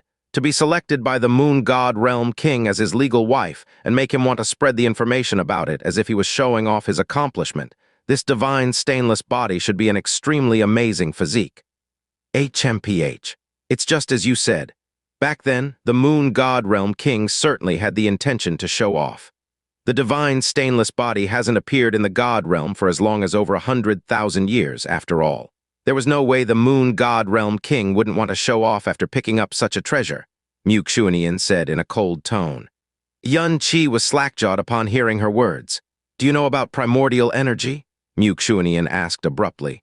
Yun-Chi nodded. Disciple does know about it. Primordial energy is the most primitive and strongest spirit energy of the primal chaos. It is also the origin of the power possessed by the ancient gods. Correct. Seemingly feeling it was a bit unexpected that Yun-Chi, who was born in a lower realm, knew about primordial energy, Mu Yizhou took a glance at him with narrowed eyes for an instant. Then she continued. The biggest reason behind the unimaginable strength of ancient gods and devils was their birth at the beginning period of primal chaos, at the start of the primordial world. Having been born amidst the purest and densest primordial energy, they were able to have the currently extinct true god power and true god physique. When the gods and devils became extinct, the world never again saw the appearance of a true god. The cause for such a change is none other than the fact that primordial energy is growing more scarce and turbid day by day. It is only natural that the era of true gods won't arrive again in the primal chaos realm. But, although it has become extremely rare, given the vastness of the primal chaos, there still exist some wisps of pure primordial energy. This pure energy is attracted by the aura of a newborn that could be deemed as the purest life form. Therefore, if some lucky fellow could come into contact with pure primordial energy within 100 breaths after their birth, the wisp of pure primordial energy would fuse with their body and make their physique transform into the divine stainless body. Ah, so that's how it is. Yun-Chi fell into a daze for a brief moment. No wonder that it was called a divine body. It was actually a physique formed from the purest primordial energy, which was the power behind the birth of true gods in the ancient era. In that case, if one could sense and find the location of pure primordial energy in advance and give birth to a child in its vicinity, couldn't the divine stainless body be formed in a similar manner? HMPH. What a ridiculous idea, Mu Yizhou said coldly. The quantity of pure primordial essence has already hit the bottom in the current primal chaos realm, so how can a mortal body sense the highest-tiered power that is primordial energy? Even the dragon emperor of the dragon god realm, whom everyone recognizes as the strongest being in the primal chaos, is utterly incapable of sensing the existence of primordial energy, to say nothing of pure primordial energy. I see. Xianxia suddenly recalled the words told to him by Jasmine in the past, when he was having a breakthrough in the great way of the Buddha. She had said that if he could practice it to the 10th stage, then he wouldn't absorb some ordinary spirit energy of the heaven and earth any longer but the primordial energy. However, she also told him that even her elder brother had only practiced to the 6th stage of the great way of the Buddha, which was the ultimate limit of a human's potential. Therefore, to be able to absorb primordial energy is nothing more than a theoretical concept. As such, the appearance of the divine stainless body has always been dependent on the heavens. In the huge god realm, such a body would appear on extremely rare occasions, and the rarity is constantly increasing with the passage of time. Initially, a divine stainless body would appear once in 10,000 years in the god realm, but later the frequency became once in tens of thousands of years. Before this woman, the moon god realm king is going to get married too. The divine stainless body hadn't appeared for a whole 150,000 years in the god realm. It's basically a heaven-bestowed treasure, even to someone as great as the moon god realm king. Although her place of birth is ordinary, no one would be surprised to know that the moon god realm king has selected her as his legal wife. HMPH, quite likely even the kings of other king realms must be feeling envious of him. So does that mean this divine stainless body is extremely powerful? The person with such a physique possesses a talent far superior to others, or? Xianxia slightly lowered his voice. It is very suitable for dual cultivation. None of them. The one having stainless body wouldn't experience too much change in their physique, and it doesn't assist in practicing either. But it greatly prolongs one's lifespan. As for dual cultivation, it is even more useless in that aspect. Xianxia was dumbfounded by Mu Yizhou's reply. It is not possible to even sense a power of primordial energy level, so how could the body of an ordinary person absorb it? Mu Yizhou continued her explanation. Only women could have the divine stainless body. Although the primordial energy couldn't be absorbed by others, the infant born within such a body would exist together with the pure primordial energy from the very moment it comes into existence, even if its potential would be far from comparable to the gods that were born amidst the primordial energy at the beginning of the primal chaos. The inherent nature of its physique would be similar to them. Listening up to here, Xianxia at once said in realization. In other words, the descendant born from a woman with the divine stainless body would have an extremely high talent. There is much more to it, Mu Yizhou said. Even if it's just a faint wisp, it's still pure primordial energy in the end. As the infant would stay in the womb until its birth, his life force, body, and profound meridians, all of them would be influenced by the aura. Not only would it have an extremely high talent, there's also a great possibility for it to have a variant physique, or even an already extinct variant physique. The whole process would be quite similar to how all kinds of divine powers and divine physiques were born from the primordial energy in the past. Variant, physique. The words Xianxia heard exceeded his cognition. The first generation of descendants born would have an especially astonishing talent and physique. Although following the loss of the primordial energy, its quantity would become increasingly less after every generation, but those descendants would be still incomparable to ordinary people. Mu Yizhou glanced at Xianxia as she revealed an earth-shattering fact. According to the history of the god realm, the first descendants born from a woman that has the divine stainless body, unless met an unexpected premature death, would all eventually reach the divine master realm. Half of them even obtained strength that was in no way inferior to that of the realm king of a king realm. There has been no exception so far. Yun was shocked still. He could now clearly understand the reason behind the king wanting to show off his wife. Moreover, such a body had only appeared once after an immensely long period of 150,000 years. The rarity of this divine body could be easily noticed when considering that the vast god realm didn't even have a history of 1,000,000 years. Then why did it become a scandal later? Xianxia had somewhat guessed the cause by now. Since it was labeled as a scandal, could it be that? That woman with divine stainless body is rumored to be born in a lower star realm at the periphery of the eastern divine region. No one knows her real name. When she entered the moon god realm, the king of the realm personally granted her the name of Yue Wugu. Back then, when the marriage was going to be held, the moon god realm sent invitation cards to all the king realms of the eastern divine region, upper star realms, and even the king realms of the other divine regions. The whole thing had been planned on an incomparably grand scale, going as far as employing very loud and sonorous voices to make the marriage announcement several times throughout the eastern divine region. At the time, no one was unaware in the eastern divine region that the moon god realm king would be taking in a woman with divine stainless body as his wife. However, less than 10 days before the grand marriage, when a large number of realm kings of the upper star realms had arrived in the moon god realm in advance, Yun Wugu insisted on personally going to bring her biological parents to the moon god realm. However, she was met with an unforeseen accident on the way, and all the people assigned to guard her lost their lives. Later, only their corpses could be discovered, but Yue Wugu was nowhere to be found. Ah! Xianxia let out a light cry. There was still someone so daring as to offend the moon god realm. It goes without saying that the moon god realm king flew into a rage, but unfortunately, he couldn't find any clues on the corpses of the guards who had died so tragically. Even with the great power of the moon god realm, they were unable to find out anything that could hint at the kind of power that killed them. After he lost track of Yue Wugu, the king sent many people to look for her everywhere before he finally gave up on the hope. It caused a huge sensation as the grand marriage of the king of Eastern Divine Region's king realm ended without bearing any result.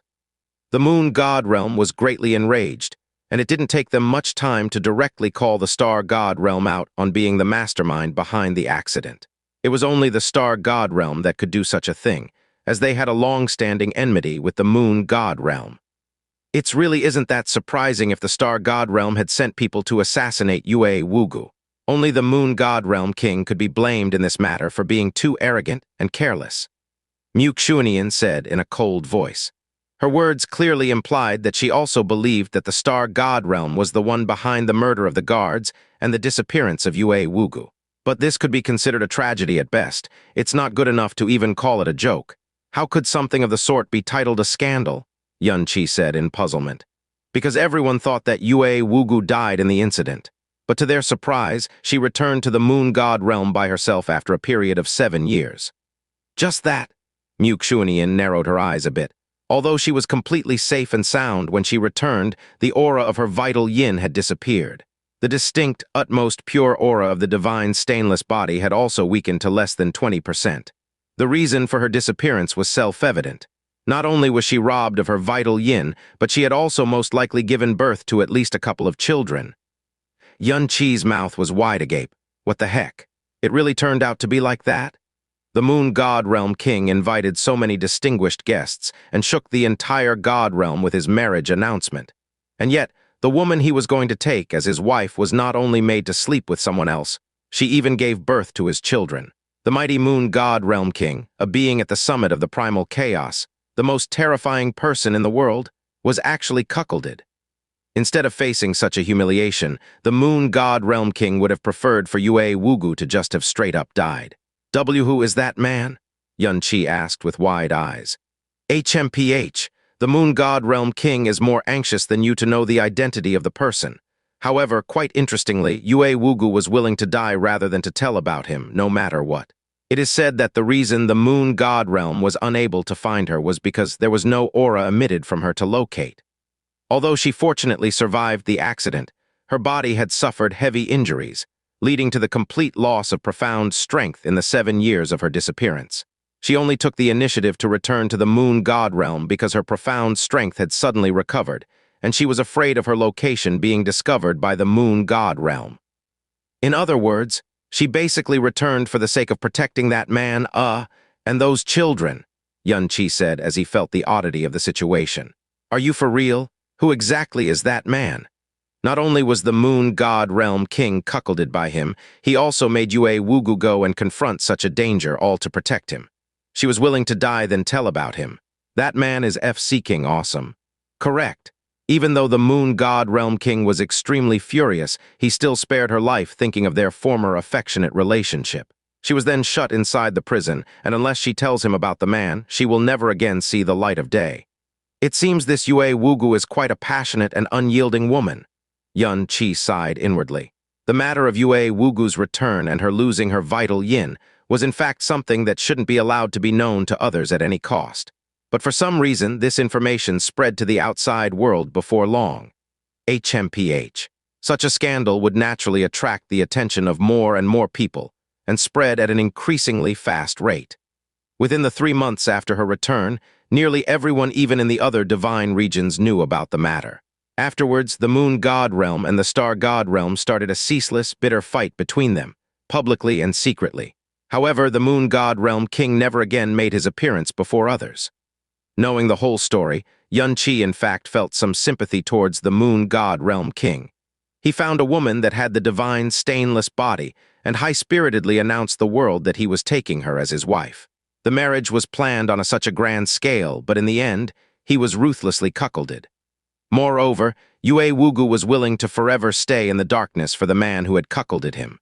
It was absolutely impossible for any man to bear such an immensely disgraceful matter, to say nothing of the distinguished moon god realm king. As the realm king of a king realm who had experienced something so scandalous, he would normally wait from anywhere between several thousand years to 10,000 years before again bringing up the matter of taking someone as his wife. Even if he does plan to get married, he would absolutely not hold the marriage ceremony on such a grand scale. Otherwise, it would be as good as exposing his old scars and proactively making others recall his scandal from the past. But only 30-odd years have passed since his grand marriage. Quite possibly, people haven't forgotten the slightest bit about the incident. That's why it seems odd for the moon god realm to send wedding invitation cards once again. Mu Yizhou took back the black jade from Yun Qi's hand. "Chair, can you guess the reason?" Yun Qi answered straight away, without even pausing to think. Speaking from a man's point of view, the moon god realm king should be doing so because of finding an extremely extraordinary woman, someone who can help him wash away the humiliation from before. Back then, when the moon god realm sent invitation cards, it was limited to king realms and upper star realms. But this time, even we, from a middle star realm, have received the invitation card, Mu Yizhou said indifferently. Yun Qi thought for a bit before revealing a surprised expression. Could it be that the woman he is going to marry this time possesses such comprehensive aspect that far surpasses even Yue Wugu, who had the divine stainless body? Therefore, he was preparing more than the last time to let everyone know that. It was actually fortuitous for him to have not taken Yue Wugu as his wife. That could be the sole reason, Mu Yizhou said as she put away the black jade. Master really wants to know what kind of extraordinary woman she is to make the moon god realm king, who has experienced such a shame in the past, want to flaunt and announce his marriage like this. However, it seems that the moon god realm king is acting wisely this time, as we never heard anything about him marrying again before receiving the invitation card. They didn't even mention the name of the woman on the card. Yun Qi thought inwardly. Of course he will. Previously, due to him arrogantly showing off his future wife, Yue Wugu ended up being targeted by someone else. Eventually, not only did he not obtain the divine stainless body but was also cuckolded, which became his disgrace of a lifetime. Now that he has found a woman that can make it possible for him to regain his reputation, he'd naturally not let the same thing repeat itself. He would certainly not disclose her identity, but also make all efforts to keep it hidden. If the moon god realm king carries out the preparations carefully, others would only know who the woman is on the day of the grand marriage. Considering how the divine stainless body appeared after a period of a whole 150,000 years, and could make even someone as great as the moon god realm king go wild with joy, disciple thought that it should be the most top-notch existence in the god realm. Who would have thought that there still existed a divine body that has more astonishing talent than the divine stainless body? Yun Qi said in amazement. His eyes, looking at Mu Yizhou, contained the desire for her to tell him about it. However, Mu Yizhou slowly shook her head as she knitted her brows a bit. The divine stainless body is definitely the physique with the most top-notch talent in the god realm. Master has also never heard of a physique that can surpass the divine stainless body in talent. There is almost no physique that even possesses the same level of talent as it. After all, the divine stainless body is a physique formed by the blessing of the highest-tiered power in the primal chaos, primordial energy. Then, could it be that the woman excels in other aspects, such as strength and position? Halfway through his words, Xianxia himself denied the possibility. No matter whether it was strength or position, the Moon God Realm King was already at the zenith of the God Realm. There was no woman in the world who deserved to claim that it was her marrying him. Mu Yizhou had a cold and desolate look on her face as she was also feeling doubtful in her heart. Suddenly her eyes faintly stirred as if she had thought of something. Heart of snow-glazed glass. Before long she completely dispelled the thought from her mind. That was absolutely impossible. The heart of snow-glazed glass was so rare that it was difficult to appear once in a million years, even in the era of gods. That late ancestor who created the eternal heaven god realm should be the greatest miracle ever bestowed by the heavens. It was basically impossible for such a miracle to appear again, and the name of heart of snow-glazed glass now only existed in ancient records and memories. Though the details are unknown, we'll naturally find out the truth 30 months from now. More importantly, that Yue Wugu will certainly lose her life soon. Even the identity and location of that man and their children might get revealed. There is no doubt that they will have an incomparably tragic end, Mu Yizhou said in a cold tone. Xianxia was startled for a moment, but he at once understood the meaning of her words. Master means that her soul will get searched forcibly. To search the soul of a practitioner at the divine soul realm is a lot more difficult than an ordinary person, and the result would be equally cruel. Even if the Moon God Realm King personally searches her soul forcibly, the chances of success are less than 30%. Regardless of the outcome, whether he succeeds or fails, Yue Wugu will certainly not escape death. He might have spared her life thinking of his previous affection towards her, but after deciding to take another woman as his wife, there is no reason left to keep her alive. HMPH. If Yue Wugu were to get the information in advance, she would likely choose to sever her own life. It is also possible that she might have already done so. Xianxia sighed inwardly. With his understanding towards women, he believed that Yue Wugu was still alive. Even if she knew that it was impossible for her to see the light of day again, and even more so that man and their children. She might fully understand that her staying alive would only increase the risk for them, but her feelings of concern for that man and their children, that exist at the softest part in the depths of her heart, would make her unable to give up on life. She would instinctively and uncontrollably hope for a miracle to happen and be able to reunite with them, even if she knew very well that it was an extravagant hope. After all, a trace of her deep feelings could be seen by how she was willing to die rather than to reveal the man to the Moon God Realm King. Anyways, such a matter is totally unrelated to us. Mu Yizhou changed her tone. Master spoke of these matters to you in order to let you understand the current political situation of the Eastern Divine region. The scandal didn't just make the Moon God Realm King into a laughingstock. The greatest impact of the incident was actually on the relationship between the Moon God Realm and the Star God Realm. The old foes had become archenemies due to the scandal. They have already fought hard no less than 10 times openly and countless times secretly in the short period of 30-odd years. If not for the eternal heaven god realm regularly stepping in to stop the two parties and make peace between them, the Eastern Divine region would have likely experienced the greatest disaster ever by now. However, if things go on like this, there will come a day when the situation will fully go out of control. The Star God Realm and Moon God Realm weren't ordinary star realms, but the most powerful king realms. If the bitter fight between the two great king realms were to truly reach the extent of going out of control, it would be far more than a disaster to the Eastern Divine region. Xianxia frowned at the thought. He would not be concerned if some other star realms were doing this, but the Star God Realm was the place where Jasmine was. Why do the Star God Realm and Moon God Realm have such a grudge between them? Is their situation similar to our Snow Song Realm and the Flame God Realm? Xianxia asked. Of course not, Mu Yizhou replied. In fact, there was never too big of a grudge between our realms. The biggest reason behind our hostile attitude towards each other is the opposing attributes of ice and fire. That's why we instinctively feel a sense of rejection. In addition, since the two realms are adjacent, it was inevitable for there to be a continuous friction between us. But despite it all, we have never gone overboard.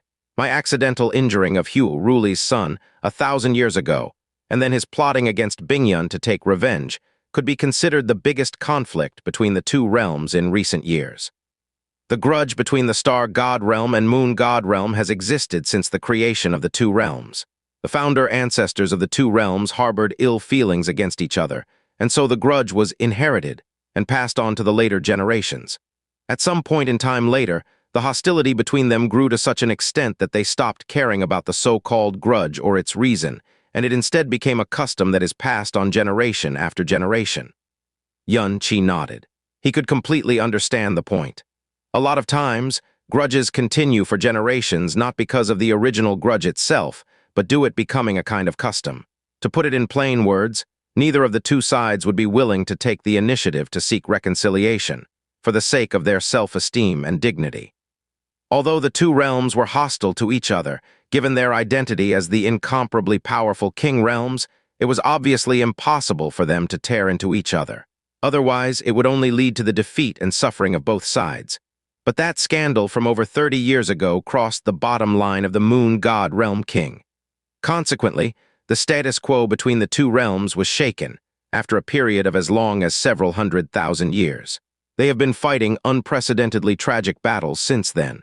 If not for the interference of the eternal Heaven God Realm, the whole situation would have definitely got even worse, so much so that it would be too ghastly to contemplate.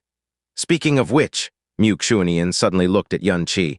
The mother of the heavenly slaughter star god you are looking for died at the hands of the Moon God Realm. What? Xianxia was taken aback. Xianxia was aware that Jasmine's mother was dead. She had showed great hatred when the matter was brought up accidentally. At the same time, she also mentioned, that person. That person, don't tell me she was referring to the Moon God Realm King. But that was unlikely, as she had never mentioned the Moon God Realm in all the years she had been by his side. Once she mentioned something related to the heavenly slaughter god, Xianxia had a particularly intense reaction. Mu Yizhou shifted her gaze from him as she said in a cold voice, the mother of the heavenly slaughter star god has given birth to a total of 2 children. The other child also inherited the power of a star god and was titled the heavenly wolf star god. At the time it was rumored that after she fell into the hands of the Moon God Realm, the Realm King didn't have the intention to kill her, and instead wanted to hand over her in exchange for a precious artifact from the Star God Realm. But the Star God Realm King outright rejected him. Xianxia. Afterwards, the Heavenly Wolf Star God forced his way through the Moon God Realm to rescue his mother. In that battle, the Heavenly Wolf Star God single-handedly slaughtered 3 great divine masters, 20 divine sovereigns, and countless other practitioners of lower cultivation levels. He also severely injured 2 moon gods and thoroughly destroyed a star region of the Moon God Realm. Xianxia was slack-jawed and flabbergasted. Later, his mother severed her life vein and died so as to not let him lose his life in the Moon God Realm. The Heavenly Wolf Star God cried in pain to see such an outcome, and in the end, he didn't advance rashly any further, successfully managing to flee from the Moon God Realm. Although the Heavenly Wolf Star God failed to save his mother, his name shook the entire God Realm after the battle. The might of his name even surpassed that of the Moon God Realm King at one point, but no one thought that he would be the first star god to die. Xianxia was startled when he listened up to hear. The feelings and emotions in his heart were surging ceaselessly. Her mother lost her life in the Moon God Realm, her father did nothing to save her, and her elder brother also died after that. Is this why Jasmine hates her father so much? Is this why she didn't hesitate in going as far as the southern divine region in her thirst for power, to find the inheritance of evil God, consequently helping me to obtain it instead? Back then, the fall of Heavenly Slaughter Star God had also caused a sensation for some time. It was rumored that she was conspired against due to the Moon God Realm's manipulation from behind the scenes, and it was only the Moon God Realm that could have done so. Jasmine's fragmentary words replayed in Xianxia's mind. Soon after, a doubt surfaced in his heart. In that case, why did she never say anything about the Moon God Realm? Instead, at that one time when she displayed the most fearsome hatred, the one she mentioned was actually a woman. It seems the whole thing was far more complicated than what was known by outsiders. Just that, Given how weak I am, it's simply impossible for me to share even the slightest bit of her burden. The profound God convention this time is going to be jointly held by the Brahma monarch God realm, the eternal heaven God realm, the moon God realm, and the star God realm. Since the names of the moon God realm and the star God realm have appeared for the same event, it clearly explains that the two realms will have to temporarily put aside their grudges to prepare for and carry out the convention.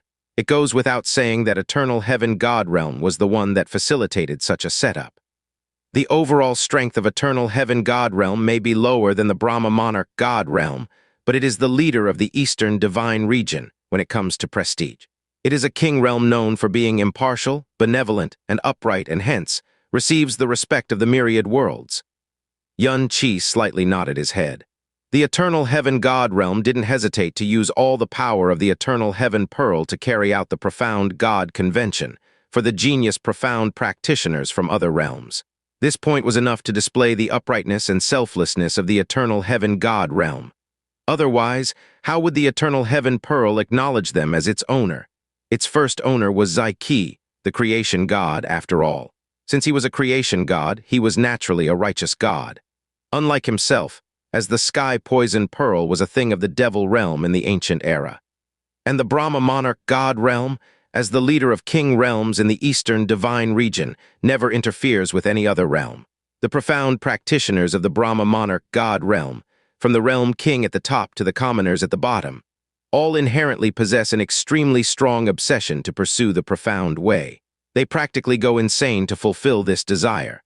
Furthermore, since the people of the Brahma monarch God realm have practiced in such a frenzied manner for generations, not a single weak person can be found in the entire realm. Any one of the inhabitants is strong enough to be the commanding person of a place in other realms. You definitely can't imagine the terror of having a realm filled with such people. This is precisely the biggest reason that the Brahma monarch God realm has always remained at the top of the eastern divine region and has never weakened since time immemorial. No one was weak in the Brahma monarch. The eternal heaven was most upright, and there was enmity between the star god and moon god realm that has become full-blown in recent years. Xianxia firmly remembered the information in his heart, though he was not aware of Mu Yizhou's intention behind telling all this to him. After all, with his insignificant strength at the moment, a level such as a king realm was too much of an indiscernible and distant thing to him.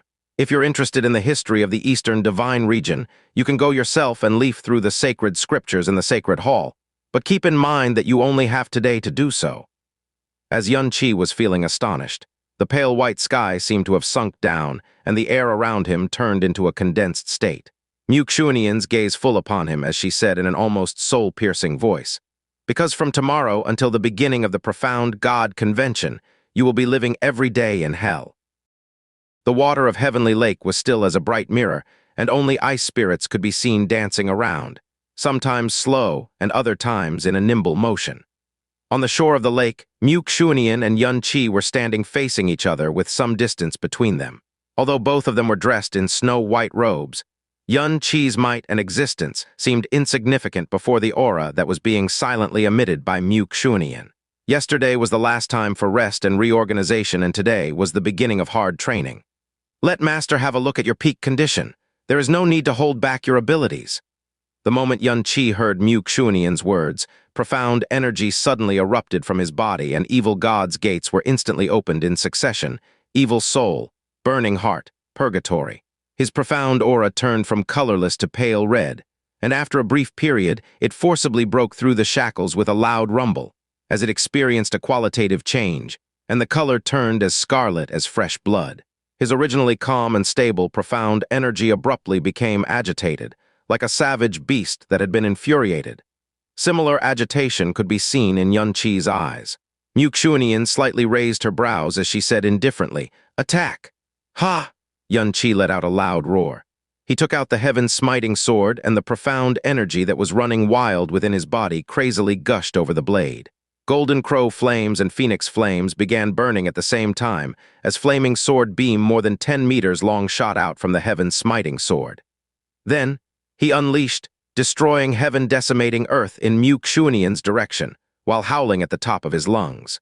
The airflow of the heavenly lake was thrown into disorder, scaring the ice spirits who flew away at quite a fast speed.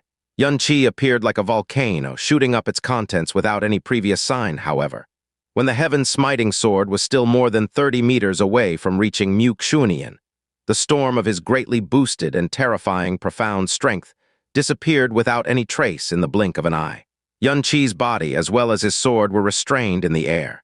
It seemed as though the greatly boosted power within him had been completely sucked away by an invisible black hole. There was just nothing of it left in him, and he couldn't even hear the least bit sound of his previously surging power. In front of him was Mu Yizhou quietly standing in place. Her eyes had a deep and chilly look in them, and her snow-white robe gave off a calm and desolate feeling. She hadn't moved so much as a muscle the whole time, and didn't release the least bit of her profound energy, either. Xianxia fell down from the air with a stupefied expression on his face, and then stared blankly at her for a good while. His peak strength before Mu Yizhou was truly like a grain of salt before a sea. It couldn't even be considered low and petty in comparison, as the difference between the two was unimaginably huge.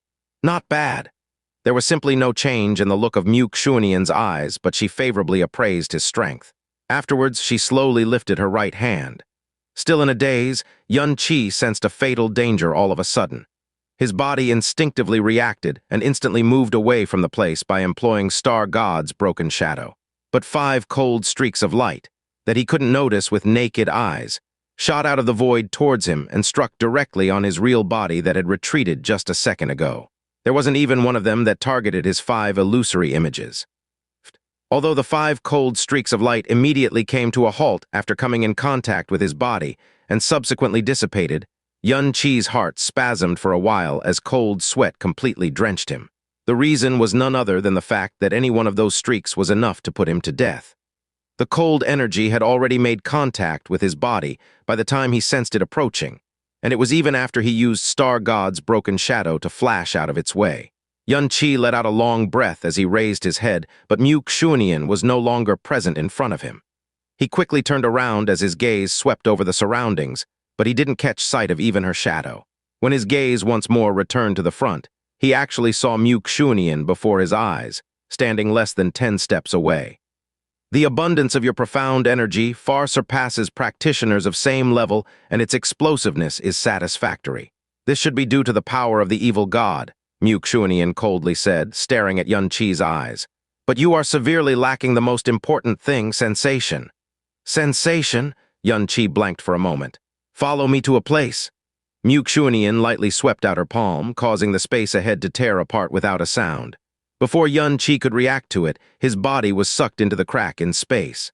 For an instant, his vision turned blurred and bright, and then he found himself in another world.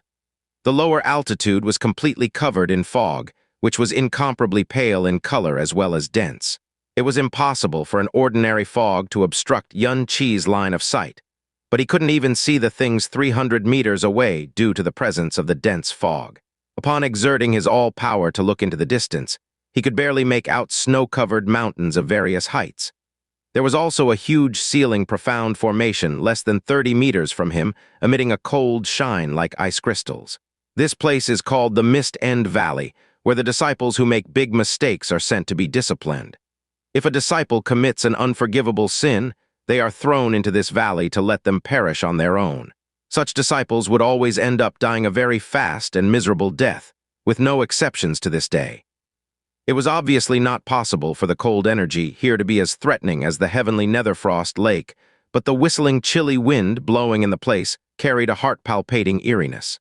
Xianxi's heart thumped loudly. He asked in a probing tone, "Master, don't tell me you brought the disciple here too?"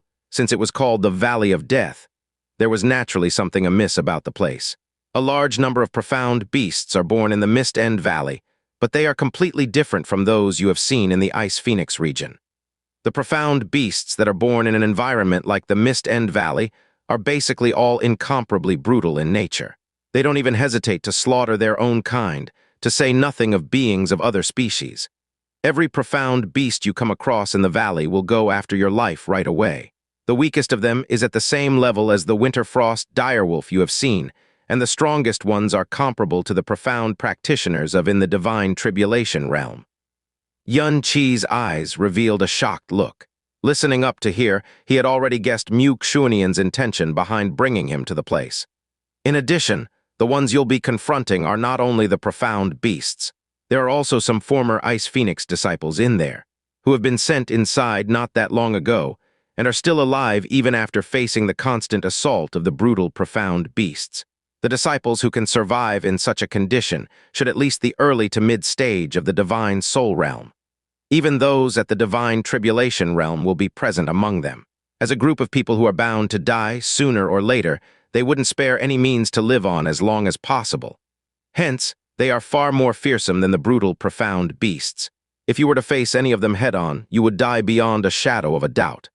Master, could it be that you want this disciple to enter the Mist-End Valley to gain experience and train? Xianxia asked in quite an apprehensive tone. Correct, but that is for later. If I were to throw you in there right now, you would only meet a tragic end within 7.5 minutes. Xianxia heaved a heavy sigh of relief at her words, but such a reaction was absolutely not because of him being a coward. Hearing Mu Yizhou's description of the Mist-End Valley, he fully understood that it would be no different from having a death wish if he were to enter the valley with his current strength. Master gives you 6 months, Mu Yizhou said in a cold voice. 6 months from now, Master will throw you into the Mist-End Valley. If you don't want to die too fast in there or wish to come out alive, then practice well during these 6 months, without slacking for even a second. She paused for a bit before her tone suddenly became cold and emotionless. You won't get the opportunity to slack anyways. 6 months? After practicing the profound power-up to the divine origin realm, he clearly felt the considerable difficulty in raising his profound power of divine way. Even though he had been practicing all this time, the strength of his profound power was still almost the same as when he had just broken through to the divine origin realm. It was unknown whether he could even have a breakthrough to the second level of the divine origin realm in the 6 months, and even if he could, it would still be no different from having a death wish to enter the danger-filled Mist-End Valley, due to the presence of the many divine soul realm and even divine tribulation realm brutal beasts, as well as profound practitioners. Xianxia raised his head, wanting to say something, but when he met Mu Yizhou's eyes, his entire body felt a shiver coursing through it. Eventually, he didn't say a word and lowered his head. Understood. Disciple will spare no effort. Given your comprehension ability, it is unnecessary for me to teach you the Ice Phoenix God investiture canon. You can comprehend it on your own. During this 6 months period, I permit you to enter the heavenly Netherfrost Lake whenever you want. But every noon, you need to return to the sacred hall so you can spar with me. Ah, spar with Master. Xianxia leapt up in fright. Although sparring with an expert would help in upgrading one's profound way, the difference of levels between him and Mu Yizhou was simply too enormous. Him facing a person of her strength didn't deserve to be labeled with the word spar. HMPH? Amidst the sound of her snort, Mu Yizhou grabbed his arm and a tear appeared in space again. Xianxia's vision became blurred and he was back in the sacred hall in the next moment. Mu Yizhou slowly stretched out her jade-white palm. The aura on her body disappeared at an extremely rapid pace, so much so that it was impossible for Xianxia to sense her existence. Master will suppress her profound strength to the divine soul realm, but even if my profound power can be suppressed, nothing can be done about awareness and sensation. Do you understand me? Xianxia nodded his head as he secretly took a breath. With incomparable cautiousness, he assumed a stance, not daring to say another word. Sparring with a person at the divine master realm, much less him, even the realm kings of lower and mid-star realms wouldn't dare to think of it. During our spar every day, I will only launch a total of 10 attacks. If you can successfully resist or evade the attacks, or perhaps touch Master before the end of the 10 attacks or force me back even half a step, then you will be considered the victor. And if not, you will know the consequences soon. Her bone-piercing cold voice and eyes made Xianxia feel as though his heart had been firmly clutched. He had an extremely terrifying premonition. If you can't win even once in these 6 months, you can forget about going to the eternal heaven god realm. Master will also no longer waste her mental and physical effort on trash that is bound to die in the Mist-End Valley. Immediately, Xianxia felt as if his nerves were pricked with a needle. He furrowed his brows and his eyes seemed to have turned into cold stars. He slightly gritted his teeth. Disciple will make sure not to disappoint Master. It would be for the best. A snowflake lightly drifted through the air as it fell on Mu Yizhou's fingertip. Then she gently pushed the finger forward, making the snowflake fly towards Xianxia, as if it was being carried by a breeze. The cold aura contained in the snowflake made him at once feel a suffocating, oppressive power drawing near him. If not for the fact that he had seen it personally, who would have thought that a fragment of snow could change into something so horrifying? Xianxia's reaction could be considered extremely fast. In a flash, the heaven-smiting sword appeared in his hand, and its whole blade burned with flames. Then he thrust forth with all he had to counter the snowflake drifting in the air. His biggest strength lay in the use of heavy sword to directly release an explosive power. Back in the profound sky continent, it was precisely due to this move that he could flatten mountains and split oceans. When the snowflake came even closer, his wholehearted attack was thoroughly destroyed in an instant. The extremely thin snowflake tore through the storm generated by the heavy W word and hit right in his solar plexus, without pausing for even a split second during the entire process. Xianxia turned pale in fear. Unable to bother about his body losing balance or the severe pain in his arms, profound aura erupted from his body once again as he quickly released sealing cloud locking sun. Bang! Evil God's protection screen held for an instant before shattering with a loud explosion. A tremendous, ice-cold power heavily struck at his right arm. Ugh! Xianxia let out a miserable cry as the heaven-smiting sword slipped out of his hand. All the meridians in his right arm were snapped instantly due to the eruption of the terrifying power that had struck his arm. Xianxia staggered quite a few steps backwards. There were no bloodstains on his right arm, and it wasn't fractured either, but it was very apparent that it was drooping down heavily. Xianxia supported his right arm with his left hand. He had yet to stabilize his footing when his pupils shrank all of a sudden. Mu Yizhou hadn't paused her attacks even though he was in such a situation. She soon flipped over her palm lightly, causing the space in front of Xianxia to cave in suddenly. Boom! Before he could even react, he felt as if a star had burst open in his body. The flood of a matchless, terrifying energy gushed into him and spread to every corner and meridian within without delay. All his meridians snapped, and he felt dizzy as though someone had hit his head with a huge hammer. Xianxia's eyes lost their luster right away, making him suddenly look like a puppet without a life force, as his body went stiff and didn't show any reaction while falling down. There were no bloodstains on his body or even a scar, but the meridians throughout his body were in an utterly broken state. Back when he was in the Blue Pole Star, he had also been heavily injured several times due to getting involved in bitter battles. The backlash of evil God's power had led to the collapse and breakdown of his meridians, with the most miserable instance being that time when close to half of his meridians were snapped. However, this was the first time that each and every meridian in his body was snapped. There was no doubt that the profound power coursing through his meridians had also completely leaked and dispersed outside. The last thing he remembered was Mu Yizhou being apparently present beside him. Her voice sounded obscure and indistinct, as if it was unreal or he was just dreaming, but it was so devoid of emotions that he still felt chilled to the bone. Is it very painful? Then make sure that your body doesn't forget the pain. Having all meridians snapped would absolutely be 100 times more painful than all his bones being broken. Xianxia's lips moved for a bit before he completely lost his consciousness. But his body was still convulsing due to the extreme pain it was suffering from right now. Looking at the unconscious Xianxia, there was only an indifferent expression on Mu Yizhou's face. She reached out her hand to lift his body and returned inside the sacred hall in a flash. She was at the center of Sacred Hall, which was practically a world of ice. There was a pond at the central area of this icy world that was only a bit over 30 square meters in area. The water of the pond was clear as a mirror, and at its center was a snow lotus which was blooming proudly at this very moment. This snow lotus was several times bigger than an ordinary one, and every one of its overlapped petals was the size of a palm.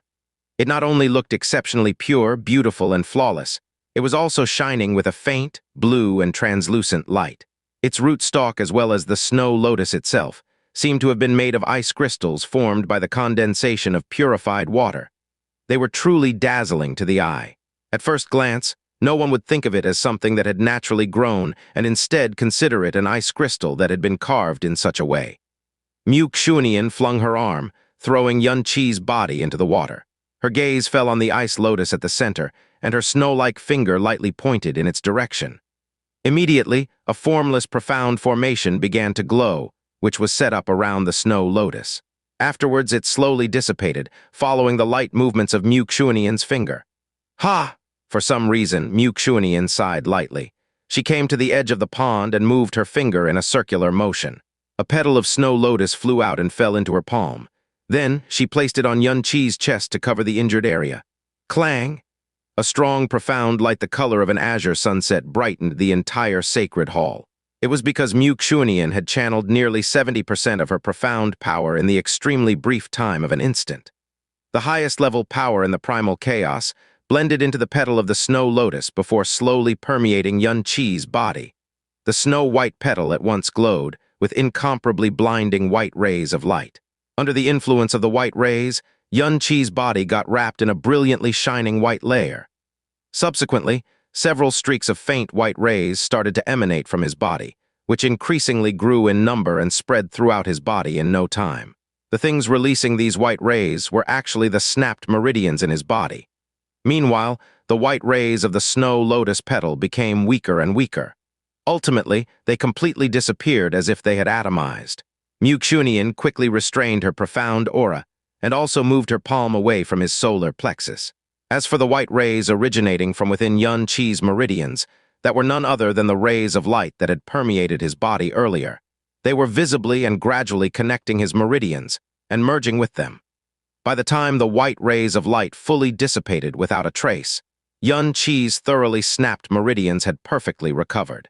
No damage was left at this point in time. Moreover, if one could see through his body, they would clearly notice that all his meridians were giving off a bizarre icy and magnificent luster. Qi was unconscious, his complexion was no longer pale, and his breath soon became regular. With a wave of Mu Yizhou's arm, a gust of cold energy immediately pulled Xianxia out of the pond and threw him on the ice-cold ground. It was at this time that a current of cold energy rapidly approached the sacred hall. There was only one person in the entire snow song realm who would dare to so directly enter a place of such importance. A snowy figure swayed in the air as Mu Yizhou appeared beside Mu Yizhou. An usually aloof and indifferent person like her was clearly somewhat anxious at the moment. "Elder sister, did you undo the seal? I just sensed the Buddha heart lotus being unsealed." While speaking, her gaze fell on the immensely shiny and translucent snow lotus at the center of the pond.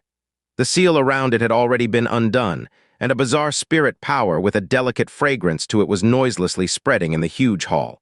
The 81-petaled Buddha heart lotus was presently lacking a petal. The aura it had lost was faintly emitting from another place, the fainted Xianxia on the ground. "You used the Buddha heart lotus on Xianxia?" The light in her eyes slightly flickered as her voice carried a deep sense of puzzlement. Xianxia's body was lying silently, but due to the effect of the powerful dragon god soul, his consciousness had faintly awakened at this moment. It was just that he was unable to control the aura of his body. His skeleton is extremely hard, and his skin and flesh far surpass the capabilities of an ordinary body. It was only his meridians that were utterly fragile, Mu Yizhou said. "That's why I thought to bestow him the thing he was in dire need of." Although Mu Yizhou's tone was extremely flat, Mu Yizhou knew very well what her action really entailed. She lightly shook her head and spoke as if she had heard some crazy thing. "You put your heart and soul into raising this Buddha heart lotus of 9 resurrections, and waited a whole 9,000 years for it to reach this point. In its perfect state, it could certainly let you take a step further from the divine master realm. It is not only a thing that was left behind by the gods, it is also impossible for a second one of it to appear again in the world. You even spent most of your life taking care of it. Do you truly want to give it all to Xianxia?"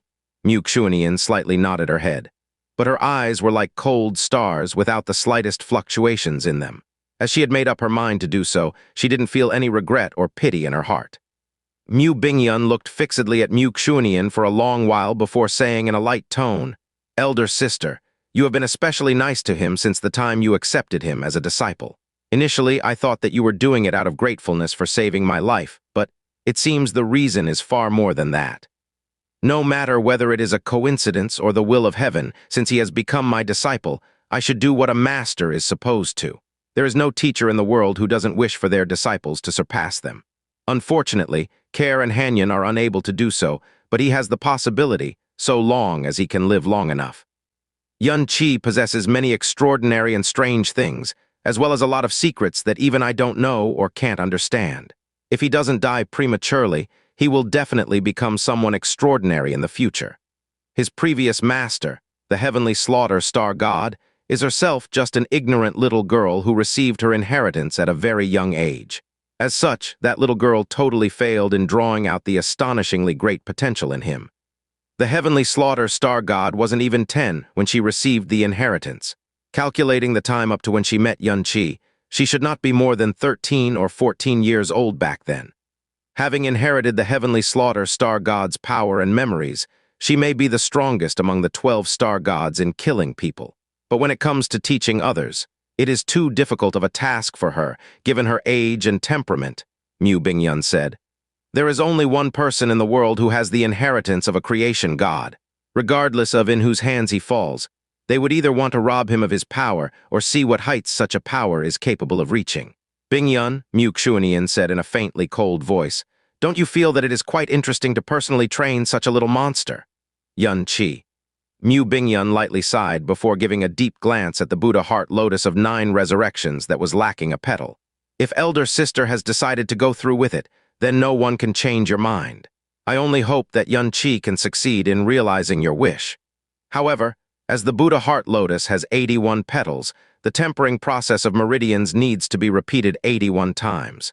Following the gradual transformation of his meridians, every time all of them get snapped, it will be accompanied by a pain that will far exceed what he experienced during the last tempering process. So he might not be able to persevere until the end of the whole tempering process. HMPH, it is not up to him to make that decision. He has to endure whether he is able or not. Only vaguely awake, Xianxia struggled to gradually sober up. Soon after, his fingers moved a bit as he finally woke up from his drowsy state. At this time, Mu Yizhou and Mu Bingyun simultaneously glanced sideways in his direction. Xianxia got to his feet before getting down on his knee again. "Master, Palace Master Bingyun, this place is." "No need to ask anything," Mu Yizhou said coldly. "Since you have awakened, hurry up and return to the heavenly nether frost lake to cultivate on your own. You are not allowed to leave that place without permission or slack for even a split second. Tomorrow afternoon you will be sparring with Master once again. You can go now. Understood?" Xianxia could only obey her. Returning to the heavenly netherfrost lake, he stood on the shore. His mind was occupied by that bizarre snow lotus he had only caught a glimpse of, and the conversation he heard when he was vaguely conscious. "Buddha heart lotus of 9 resurrections," Xianxia mumbled with an incomparably complex expression. He closed his eyes to look inside his body, and although he was mentally prepared, he still felt severely shaken in his heart. Before losing his consciousness, he clearly felt all the meridians of his body snapping one after another. But right now, those very meridians were in a completely fine and intact state. Even with his monstrous self-recovery ability and the full-blown use of the Great Way of the Buddha combined, it was definitely impossible to completely recover them so soon. But it wasn't the primary reason behind him feeling shocked. It was due to clearly sensing that all his meridians had become more robust, by a significant margin, and they were also giving off strange rays of light like an ice crystal. He opened his eyes and stretched out his palm. Following Xianxia's will, a cluster of the golden crow's flames was instantly ignited, and the burning rate had increased by nearly 10% compared to before. He could make out from the conversation between Mu Yizhou and Mu Bingyun that Mu Yizhou was going to temper his meridians 81 times by making use of the Buddha heart lotus of 9 resurrections. Today, he only underwent the first tempering process, but the change was already so astonishing. He couldn't even begin to imagine how great of a change his meridians will have experienced by the time he was done with the whole tempering process. Perhaps at that time, he would only require the very brief time of several breaths in order to directly release Yellow Spring's ashes.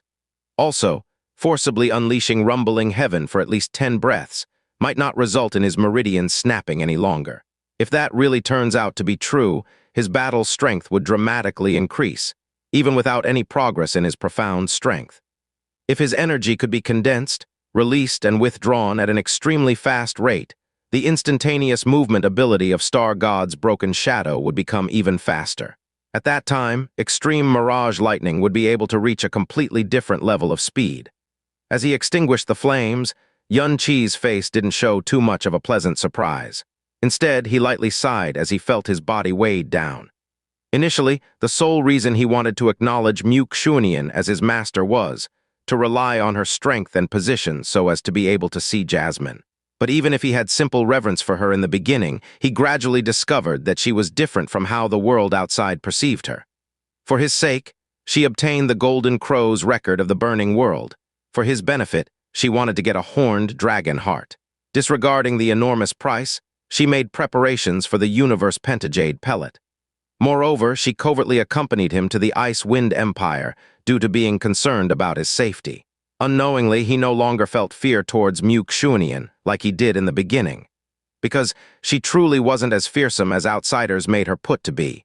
Or perhaps, she only treated the people she cared about differently and was emotionless and indifferent to others. Buddha Heart Lotus of 9 Resurrections. He had clearly heard Mu Bingyun's words when he had regained his consciousness. Mu Yizhou had waited for an immensely long period of 9,000 years for this Buddha Heart Lotus. She had poured her effort of 9,000 years into raising it, in order to be able to again achieve a breakthrough in the divine profound realm, however. She was now making use of it to temper his meridians. It was naturally a gargantuan favor, but to Yun Qi, wasn't it also a gargantuan burden on his shoulders? After all, he had no idea how to repay such a favor. He didn't come to the God realm because he wanted to become powerful or to see an even wider world, but just to see Jasmine once again. He didn't even think of staying at this place after fulfilling his wish. Let's drop the matter and practice in peace. It's useless to think about it anyway. I just have to be more obedient to Master, that's all. Let's start the training. Muttering to himself, Yun Qi sat upright on the ground, closed his eyes, and focused his mind. Amidst the silent surroundings, the cold energy of the heavenly nether frost lake gathered around him before quickly gushing into his body. Very soon, his consciousness immersed into the world of profound way. Moon-splitting cascade was centered around the action of splitting. The things that were intended to be split apart were the body and aura. The figure would have fled into the distance, but the aura would be left behind at the previous location. This was the great completion realm of moon-splitting cascade. When one's profound strength entered the divine way, their spirit perception would also reach a brand new height. Against such an opponent, the ordinary afterimage techniques would stop working. They could deceive their sight, but not the spirit sense that had locked onto an aura. Star God's broken shadow was a top-notch, profound movement skill even in the God realm, because it not only could deceive other person's sight, but also throw their spirit sense into disorder. Moon-splitting cascade had a similar effect when it reaches the great completion realm, just that it was overall inferior to Star God's broken shadow. However, concealing figure, the realm of great perfection, was never heard of before. Since I can successfully learn Star God's broken shadow, there's no reason for being unable to learn moon-splitting cascade. Master has such big expectations of me, and also didn't hesitate to invest so much of her efforts into my growth. I can't let her be too disappointed at the least. Next day at noon, before the entrance of the sacred hall, Yun Qi adjusted his condition to his peak state and had arrived at the place a bit ahead of schedule. He took a heavy breath, thinking about the experience of the previous day. Mu Yizhou's profound strength was certainly suppressed to the divine soul realm. Otherwise, she could have exterminated him even from a distance of 100 or so kilometers away, without needing the profound aura to come into contact with him. And despite that, he couldn't withstand a single attack. Consciousness, sensation. He understood about consciousness, but what exactly was sensation? Mu Yizhou mentioned it repeatedly, but didn't make its meaning clear. It was obvious that she wanted him to comprehend it on his own. Even after waiting for a long time, the world around him remained calm and silent. Yun Qi hesitated for a while before eventually calling out in a probing tone, "Master, I'm here. I'm behind you." He heard a delicate and soft voice coming from behind. As though he just awakened from a sweet dream, Yun Qi's whole body went limp. He promptly turned around to look at Mu Yizhou standing 10 steps away from him. Yun Qi felt a burst of dizziness as he looked directly at her charming and glamorous, peerless face. He remained in a daze for a good while before immediately getting down on his knee. Disciple pays respect to master. Today, it is that type of master, he groaned inwardly. When she emanated the aura of might and intimidation, it would make people quiet out of fear, and they wouldn't dare to even make sounds while breathing. But when she unleashed her charm, he would be even more panic-stricken, not daring to so much as meet her eyes. There were times when he had wondered whether there were two souls coexisting in her body. Her radiant and enchanting eyes didn't contain the slightest chilliness. They instead seemed to be hazy, as though being cloaked by fog. She slightly pursed up her cherry-red lips. "Get up. Now attack Master as you have been instructed, but be careful not to end up in a miserable condition." She spoke in a languid voice, as if she didn't have any strength left in her. No matter what, Yun-Chi was someone who possessed the dragon god soul. And yet, he still felt undulations within his mind and found it difficult to control himself. He forcefully bit the tip of his tongue to prevent his mind going out of control. Then, he let out a low roar and leapt up into the air. This time he didn't take out the heaven-smiting sword, but instead directly charged at Mu Yizhou. As he was getting closer and closer, his body flashed all of a sudden. By the time a cold energy brushed past his former location, he had already arrived on her right. After using moon-splitting cascade, he instantly switched over to Star God's broken shadow. In a split second, several afterimages appeared around Mu Yizhou, but his true body had already gotten behind her like a ghost. Ding, a light sound reverberated, like the shattering sound of an ice crystal. Immediately, Yun-Chi let out a miserable cry as his body rolled to far away in midair. When he finally fell on the ground, he could only support himself on his hands and knees, completely unable to stand up for a long time. He had no clue as to how Mu Yizhou launched the attack and at what time she did so, but he felt with an incomparable clarity that the moment he instantaneously moved behind her. A cold energy abruptly invaded his legs and ruthlessly broke the meridians in there. He had a kind of feeling that it was absolutely nothing as simple as an extremely fast reaction speed. Rather, Mu Yizhou already knew where he was going to appear, even before he used the instantaneous movement. The intense pain from the broken meridians spread to all over his body from the legs, making him shudder continuously due to the enormity of the pain. He gritted his teeth so hard that they almost crumbled into fragments. Mu Yizhou slowly walked over and stopped before Yun-Chi. He subconsciously raised his head to look up, but his field of vision was almost completely occupied with the towering peaks beneath her pure white robe. "Ah, there is no progress at all." Her lightly curved lips and narrowed eyes emitted such sweetness and charm that anyone would fall into a trance. Her words seemed to be conveying her disappointment, but the tone of her voice was soft and numbing, as though the muttering of a witch in an attempt to seduce. "Since you have disappointed me, stay right there and obediently receive your punishment." Her finger, that looked to be coated in milk cream, lightly touched Yun-Chi's chest. The action might appear nothing special, but it actually caused all his meridians to break in no time. "Ahhhhhh." Yun-Chi let out a mournful cry and curled up his body. Every bit of his muscles were crazily convulsing due to the extreme pain. However, after the first miserable cry, he at once gnashed his teeth firmly, unwilling to make any more pitiful sounds. Only his body continued to get drenched in cold sweat, making it seem as if torrential rain was pouring down on him. Seeing Yun-Chi in great pain, Mu Yizhou didn't show the slightest sympathy for him. Her beautiful eyes were narrowed a bit, and there was a faint smile on her face. "Bear Master's words in your mind, all right? Use your consciousness and have your body remember this pain. Although it pains Master's heart to do so, Master truly doesn't know any other way to quickly develop your sensation." Yun-Chi felt cold like a person drenched in rain, but his lips dripping with blood didn't have the strength to utter a single word. Gradually, his consciousness became increasingly fuzzy, before he directly passed out from pain. "Sister Linger, come quickly. Little Aunt has fainted again." The sound of an anxious number 7 under heaven transmitted from the sound transmission Jade, causing Su Linger to immediately put down the medicine she was currently mixing as she hurriedly replied, "I'll be right there." The Xiao family, floating Cloud City, profound sky continent. Xiao Lingxi quietly laid atop a bed which was most comfortable and familiar to her. She had already awakened, but her face was still covered with a mien of weakness. Su Linger currently grasped Xiao Lingxi's wrist in her little hands. A couple of moments later, Su Linger's fingers moved over Xiao Lingxi's heart. The entire time, her brows were knitted together. "Linger, I'm okay. It's probably just that I'm not used to having little Chi not by my side." Seeing how the expressions of Xiao Lai and everyone else around her were so tense, Xiao Lingxi smiled and tried to comfort them. Su Linger retracted her hands and then turned around as she faintly smiled and said towards Xiao Lai, "You can relax. There is no serious issue with Sister Lingxi's physical condition. It is just some pure weakness. Lingxi possesses profound energy, and she is never doing anything that might harm her vitality. Yet why does this happen time and time again? It was clear that Su Linger's words had not resolved Xiao Lai's anxiousness, as his expression still contained faint traces of panic. In the past, I never believed in lovesickness. But after having seen the current conditions of Sister Lingxi, I have had to believe in it. After all, Sister Lingxi grew up with brother Yunqi by her side. Their feelings for each other would cause all to feel jealous. In contrast to the despairing Xiao Lai, Su Linger was giggling. Sister Lingxi, stop worrying so much. There is no way brother Yunqi will need 5 years.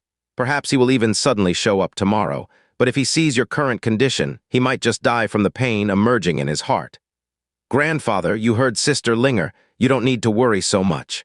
I have believed that little aunt has been suffering from lovesickness this entire time. If my brother Yun had suddenly left me and my child behind for so long, I would perhaps be in the same state as little aunt. As number 7 under heaven finished speaking, she quietly whispered some words, which had been said hundreds of times under her breath. But big brother Yun's conscience is truly too lacking. For him to have truly left for so long without coming back, it must have been that, what's the name, that god realm with fairies everywhere. He must not want to leave. Big brother is not that kind of person, Xiao Yun quietly responded to defend Yunqi. I will be okay after a little nap. You all truly do not need to worry. Also, please don't tell Zuer and the others. As Xiao Lingxi spoke, some color had already returned to her face. Xiao Lai's expression had already calmed down by several levels as well as he said, "All right then, I will leave you to rest. However, as the weather has become cold, you should not go out any time in the near future. As for Yuner's courtyard, I shall take over the responsibility of cleaning it," Su Linger immediately interrupted. "All right." Xiao Lingxi quietly acknowledged Su Linger and then silently closed her eyes. Upon exiting Xiao Lingxi's room, the slight smile on Su Linger's face abruptly disappeared and became replaced by an expression of deep anxiety. Through the teleportation formation, she left Floating Cloud City and returned to the illusory demon realm. Afterwards, she immediately rushed to the side medicinal courtyard of the Yun family. Upon entering, she immediately encountered Yungu walking towards her. Seeing Su Linger's expression, Yungu stopped as he asked, "Did that girl faint again?" "Yes," Su Linger nodded her head. Her pulse was the same as before. For a short period after her loss of consciousness, it was abnormally fast, more than 10 times faster than a normal person's, but it also quickly returned to normal. But this is already the 9th time over this last half a year. "Master, do you not have any clues either?" Yungu shook his head. "Although I do not know the cause, we should still consider ourselves fortunate that it isn't harmful and isn't worsening." Su Linger had learned from Yungu for half a year now, and had heard him say before that the only pulse which he couldn't read these last 100 years was Xiao Lingxi's. The first day she abnormally fainted was the first day after Yunqi left. Perhaps it is truly related to brother Yunqi. If he returns, perhaps, all will return to normal. Su Linger muttered to herself and then raised her head and looked up at the boundless sky above her, as if hoping to catch a glimpse of the figure which pervaded her thoughts and dreams. "You two must be careful. Nothing must happen to either of you." Floating Cloud City. Xiao Lingxi had already long since fallen asleep on her bed, but her sleep was not peaceful. Within her dreams, the black jade which had come from Yunqi once again appeared and released strange words she could understand yet had never seen before. This same dream occurred every time she fainted. She could feel within herself that the reason for her fainting was not Yunqi's departure, but her encounter with this piece of black jade. Because of this black jade, it felt like something which had been deeply sleeping and repressed within the depths of her soul was beginning to silently wake up. The azure cloud continent, below cloud's end cliff. After blossoming, the netherworld Udambara flower quickly withers away. However, the netherworld Udambara flowers situated here seemed to be everlasting, as their huge leaves and petals were covered with a dense, illusory netherworldly purple light which glowed amidst the complete darkness. A silver-haired young girl quietly stood amid this sea of netherworld Udambara flowers. The density of the purple light made it opaque, but it was unable to cover the colors shooting out from the pupils of the young girl. In the world of purple, dots of glimmering, various-colored light appeared like stars. The girl stared indifferently into the distance. Her eyes were abnormally beautiful due to the various-colored lights, but they were also completely devoid of emotion. The only things around her were the sea of never-withering netherworld Udambara flowers and the constant roars of demonic beasts from off in the distance. Prolonged loneliness was one of the most cruel tortures for living creatures, and especially so for humans, who had such a vast number of emotions. To them, loneliness was the greatest torment in the world. However, this girl had long since become accustomed to it. From the day she gained consciousness and formed memories, she had always faced this darkness, this glow of purple and this loneliness.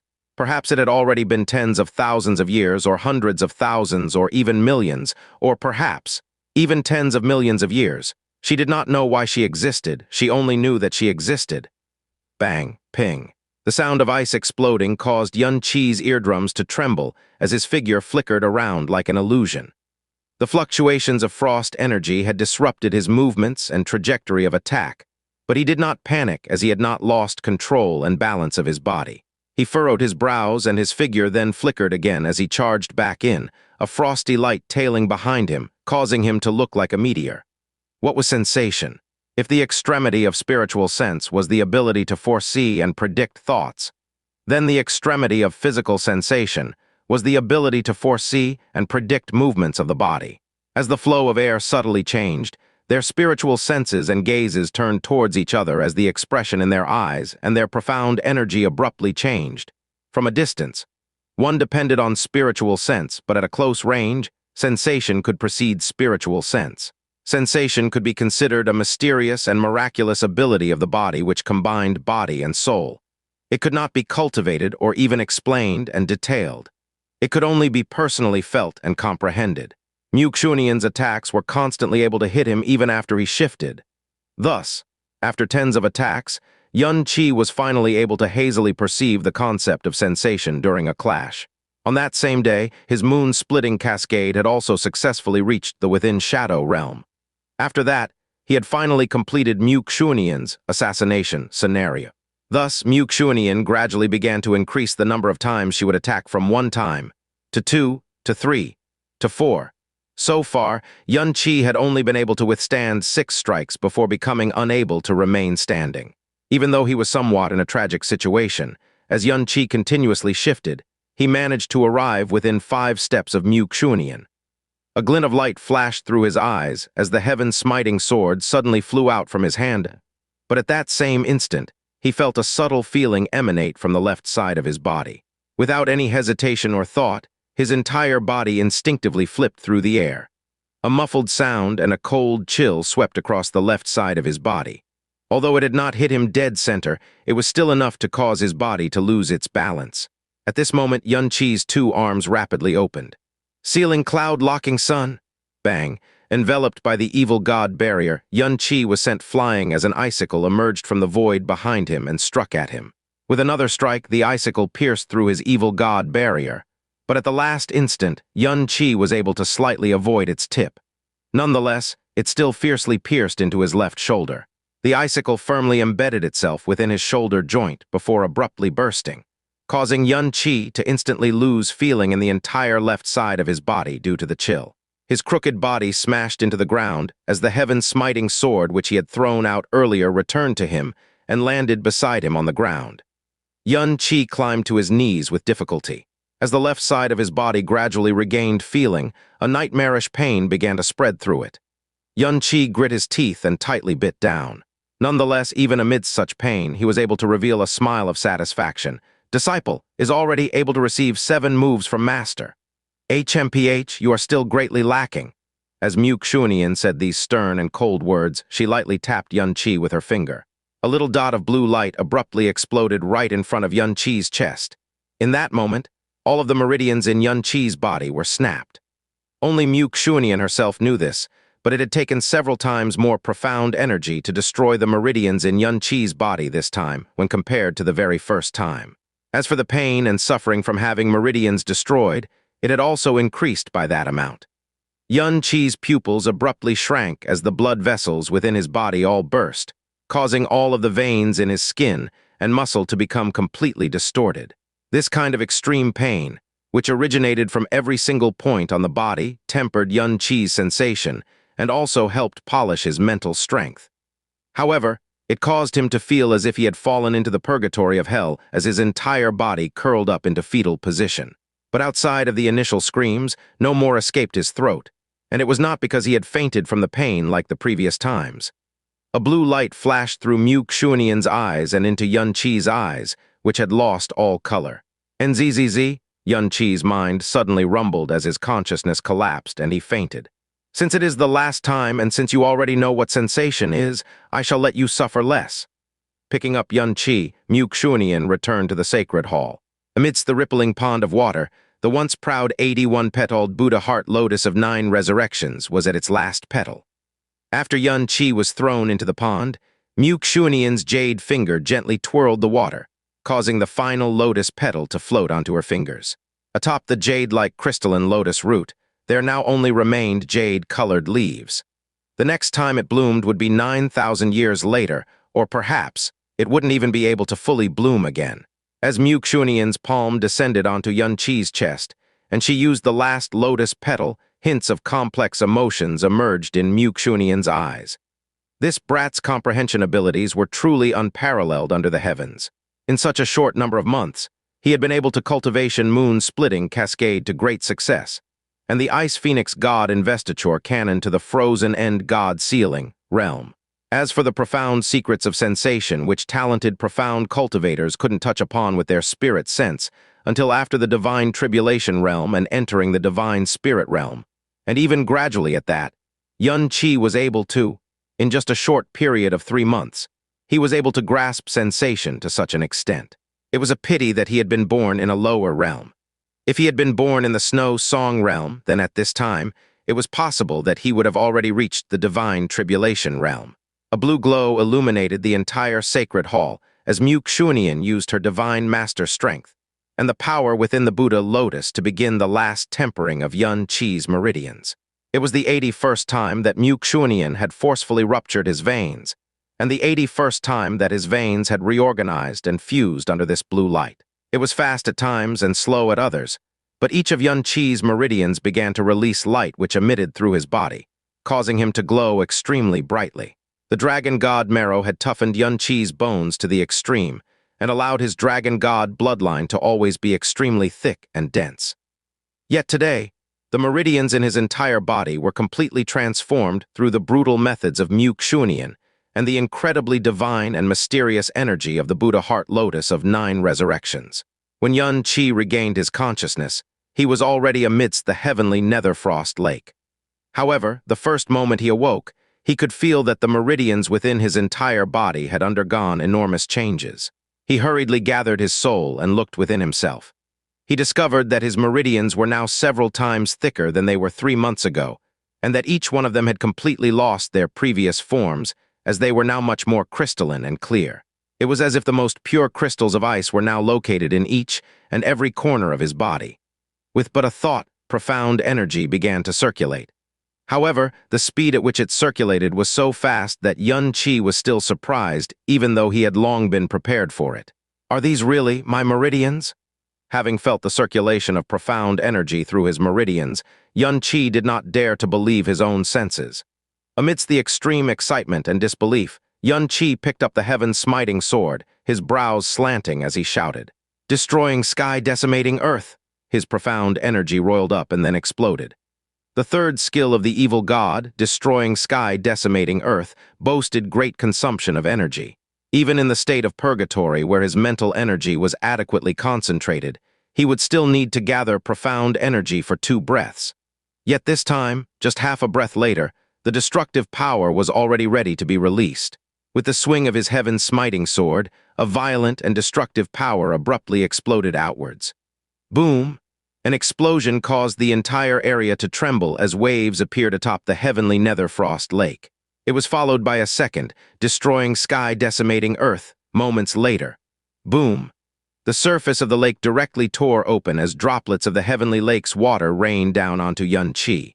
Yun Qi gripped the heaven-smiting sword with both hands as he floated in midair, his pupils violently trembling.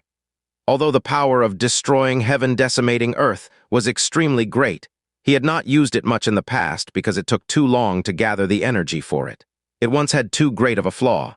Moreover, after it was used, he would experience a long period of time where he would be unable to control his power. Thus, if the attack didn't connect or if it was blocked by his opponent, there would be extremely serious consequences. But now he could gather energy in the time it took to raise his sword. Moreover, after expending it all, it only took a moment before he was able to once again prepare the energy for a second destroying heaven-decimating Earth, one which was no weaker than the first one. It truly felt as if he was experiencing some kind of magical dream. His current state was something that he had never once imagined before.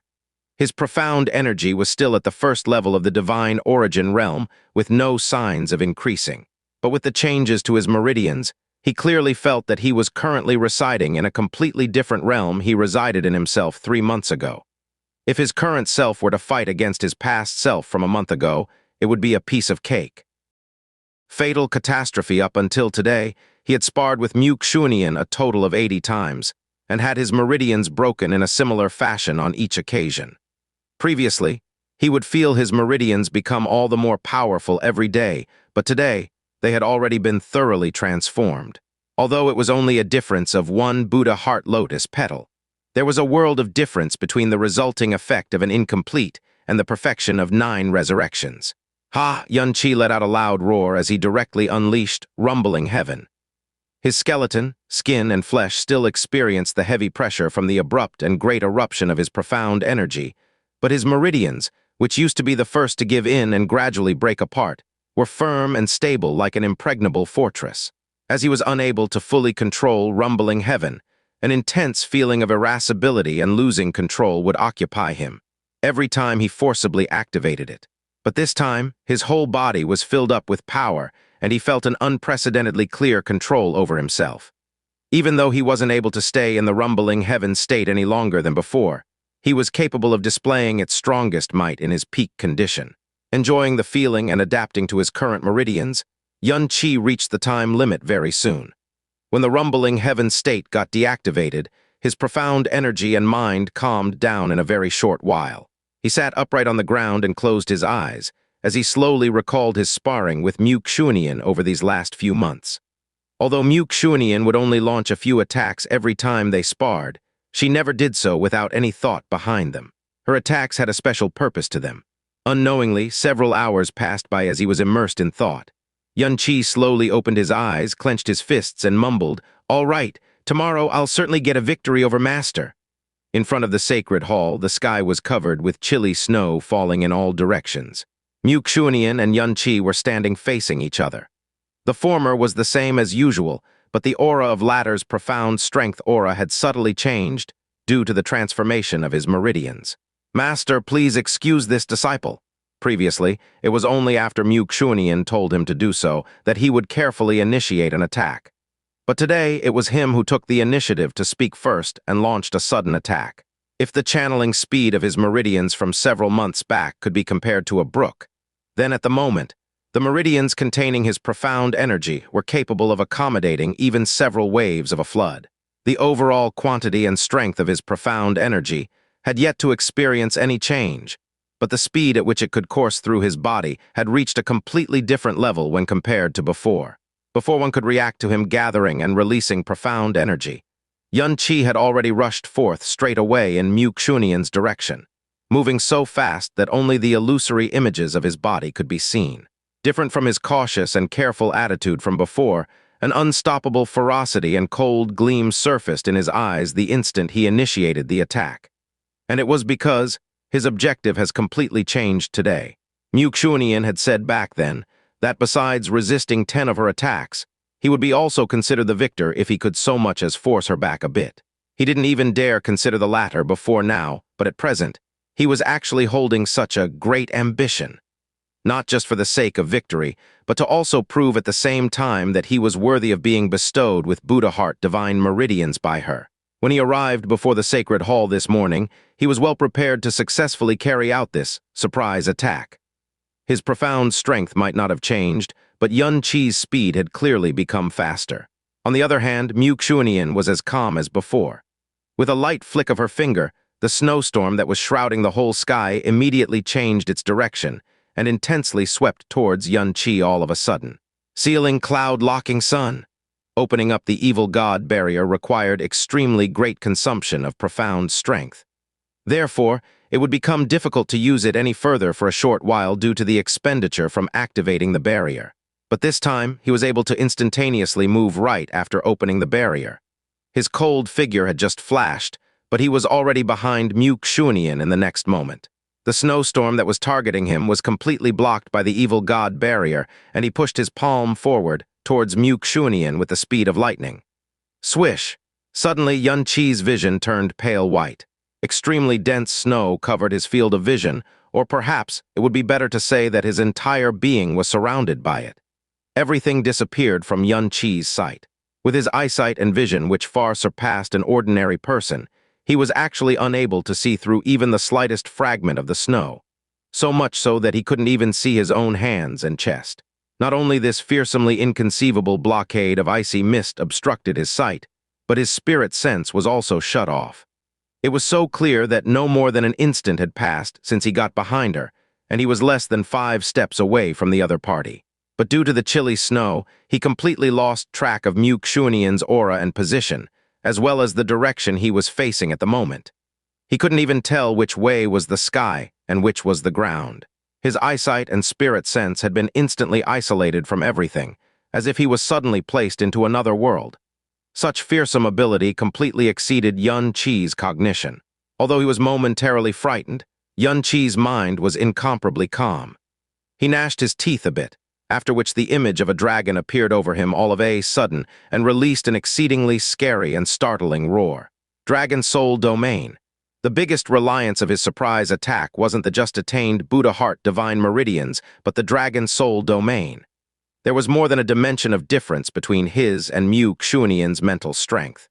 But the Dragon God Soul had possessed the suppression power of a higher plane. He wasn't holding any extravagant hope that it would have some substantial effect against Mu Yizhou, but so long as he could cause an interference for a split second, he would be able to get closer and might really be able to win. This surprise attack was naturally a one-off thing, which would only work the first time when Mu Yizhou was not specifically guarding her soul. The heavens and earth were shaken by the roar of the dragon god. Mu Yizhou, who had stranded Xianxia inside the icy mist, experienced an immediate stagnation in her movements. Her cold, star-like eyes seemed to have lost focus for a second, although it was only for the extremely short interval of a second. The roar helped him in suppressing a supreme existence of divine master realm with his divine origin realm cultivation. Perhaps it was solely the dragon soul domain in the many worlds, or even in the whole primal chaos, that had the slightest possibility of accomplishing something of the sort. Xianxia deemed that he had likely succeeded in catching Mu Yizhou off guard, considering the abrupt weakening of the aura of the icy mist and the delay in her expected attack. But he couldn't locate her direction or aura because of being inside the pale white world. Nevertheless, this was his only chance at succeeding, which would be lost very soon if he hesitated to take action any longer. He dashed forward, relying on his perception, directly grabbing the thing ahead with his palm. From Xianxia opening the evil god barrier, to him being stranded in the icy mist, releasing the dragon soul domain and launching a sudden attack, all of this happened in no more than an instant. Mu Yizhou might have suppressed her profound strength to divine soul realm, but she would carry out the entire sparring process as fast as lightning, so as to polish Xianxia's sensation. Xianxia immediately felt an ice-cold sensation from his palm.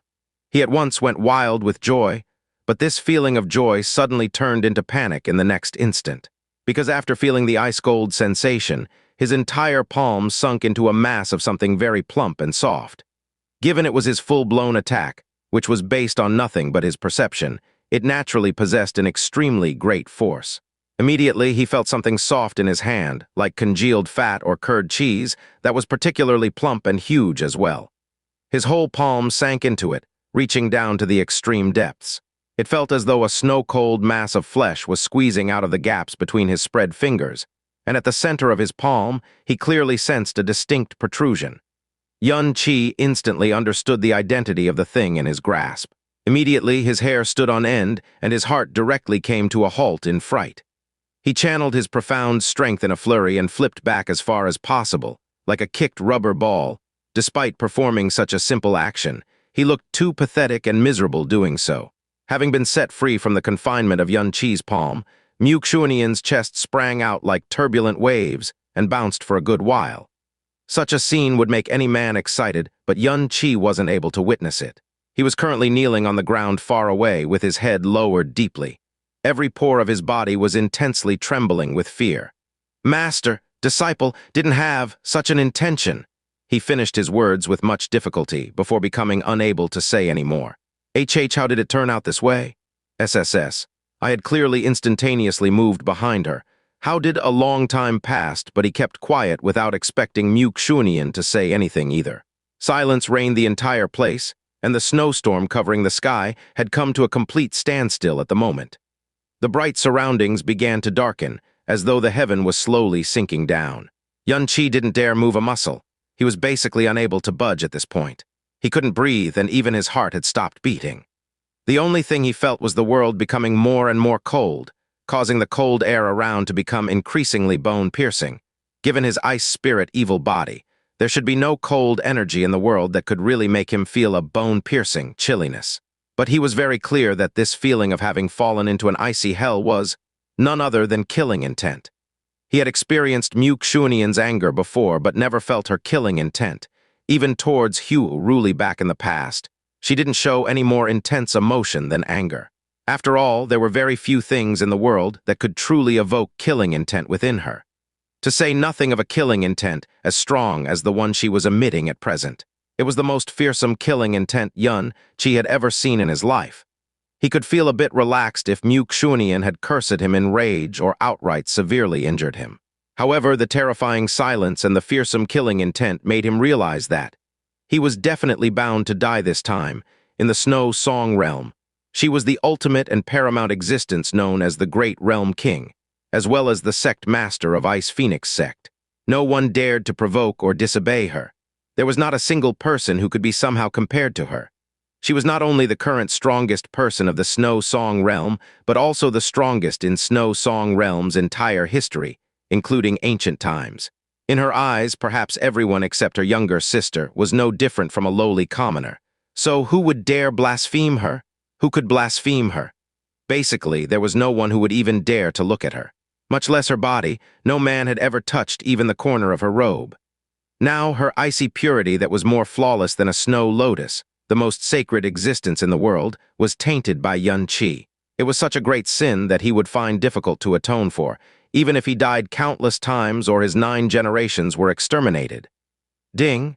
Amidst the incomparably fearsome silence, an azure blue ice crystal condensed at Mu Yizhou's fingertip. An utmost serene chilliness that could even freeze a starry sky surfaced in her calm-looking eyes. The aura of the ice crystal caused Yun-Chi's body to stiffen. Usually, she would suppress her profound strength to the divine soul realm whenever she attacked Yun-Chi. Hence, he definitely wouldn't receive a fatal blow even after being cleanly hit in the body. But the fearsome aura of the small and exquisite ice crystal was enough to kill Yun-Chi millions of times. Yun-Chi's lips faintly moved, wanting to beg forgiveness, but his stiff body had lost the ability to utter a word. Flee? It was absolutely impossible. This killing intent directed at him was emanating from Mu Yizhou, a peerless divine master. Not only could Yun-Chi not move in the slightest, his vision and consciousness had already grown fuzzy. If things went on like this, given Mu Yizhou's terrifying and matchless killing intent, he would still meet a brutal death even without her making a move. I haven't found Jasmine yet. I promised Kei and the others that I'd return after achieving my objective, but even if it was unintentional, I've gotten into too big of a catastrophe. Moreover, it's such a great catastrophe that I'm utterly incapable of doing anything about it. This time, I'll be dying for sure. In the midst of the fearsomely tranquil and still atmosphere, Mu Yizhou slowly lifted her hand. The ice crystal floating over her fingertip was glimmering with the cold light of hell. You deserve to die? Mu Yizhou finally broke the silence. Each and every word of her was even more chilly and heart-piercing than the terrifying ice crystal at her fingertip. Using his all-power to take a very deep breath, Yun-Chi closed his eyes in resignation. Elder sister, stop! The icicle would have penetrated his body and turned him into icy dust in the next moment, but an urgent female cry rang from afar and caused everything to become frozen. Then Mu Bingyun trailed a storm of ice and appeared in a flash to grab Mu Yizhou's wrist tightly. The icicle was dissolved by her profound energy in the process. Sis, what are you doing? Are you trying to kill him? She didn't need to ask to know the answer. That was because even she hadn't felt a killing intent like this from Mu Yizhou for the past couple thousand years, until today. A killing intent at this level meant that she not only wanted to kill Xianxia, but also cut him into many, many tiny pieces. He deserves to die. A frozen heart soul gouger appeared in her hand for every word she uttered. 4 icicles containing far greater ice energy than the one before appeared in her hand instantly. Sis! This time Mu Bingyun used both hands to hold down Mu Yizhou's wrist firmly. I may not know what crime Xianxia has committed, but I believe that he is no repulsive or despicable person. You must agree with me, or you would not have given him such special treatment, don't you agree? Also, even if he had committed a grave error, he still saved my life. This favor alone should earn him the second chance he needs to make up for his error. Her tone was urgent, and her eyes were even imploring her for forgiveness. Her feelings for Xianxia were a mixture of curiosity, admiration, and deep, deep gratitude. Xianxia had not only saved her life, but also the frozen cloud Asgard she had poured countless effort into and made countless bonds in. Moreover, she knew very well that Xianxia was the indirect savior of countless lives that were currently living in the Snow Song realm and the Flame God realm. Had she died from the horned dragon's poison, Mu Yizhou might have controlled herself while she was still realm king. But the moment the responsibility was taken off her shoulders, Mu Bingyun had no doubt that her sister would have exacted a most terrible revenge against the Flame God realm. If the Flame God realm were to have lost their minds as a result of that, then the scale of the calamity that might have befallen the two realms was beyond even her imagination. Mu Yizhou said nothing. Her eyes were just as cold as they were before. Sister, Mu Bingyun moved in front of Mu Yizhou and blocked Xianxia out of her sight. She said, he is your direct disciple and the disciple you like the most out of anyone you've ever taken under you. There is no way you would have given him such special treatment otherwise. You once said that he is the only disciple that may surpass you in the future, and to that end you even gifted him the Buddha Heart Lotus of 9 resurrections that you spent 9,000 years cultivating. Are you really going to bury your hope and 9,000 years of effort just like that? Xianxia. Mu Yizhou was still quiet, but the icicles in her hand dimmed a little.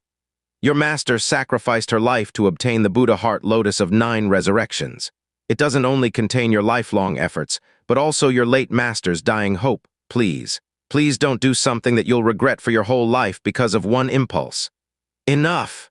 The icicles gradually dissipated, and Mu Yizhou turned away before uttering coldly, I don't want to see him right now, so you'll be the one to throw him into Mist End Valley on my behalf, Bingyun. Mist End Valley? Mu Bingyun exclaimed in shock. Even Faksu would die if she were to go in there. What's the difference between that and killing him outright? 3 days. He shall struggle for 3 days. If he survives 3 days inside Mist End Valley, I shall spare his life. Mu Yizhou then pointed backwards as quick as lightning, shooting an icy beam that imprinted a tiny, profound formation onto Xianxia's chest. The formation turned invisible right after. This profound formation will activate 72 hours later and send him back from Mist End Valley. Whether he comes back a corpse or a living person, HMPH, that will be his own fate to make. A short pause later, Mu Yizhou's voice abruptly turned stern and frigid. Hear me, Xianxia.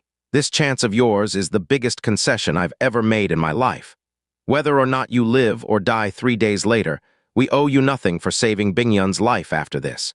No longer will I help you to go to the eternal heaven-divine realm, nor will I help you to get the universe penta-jade pellet.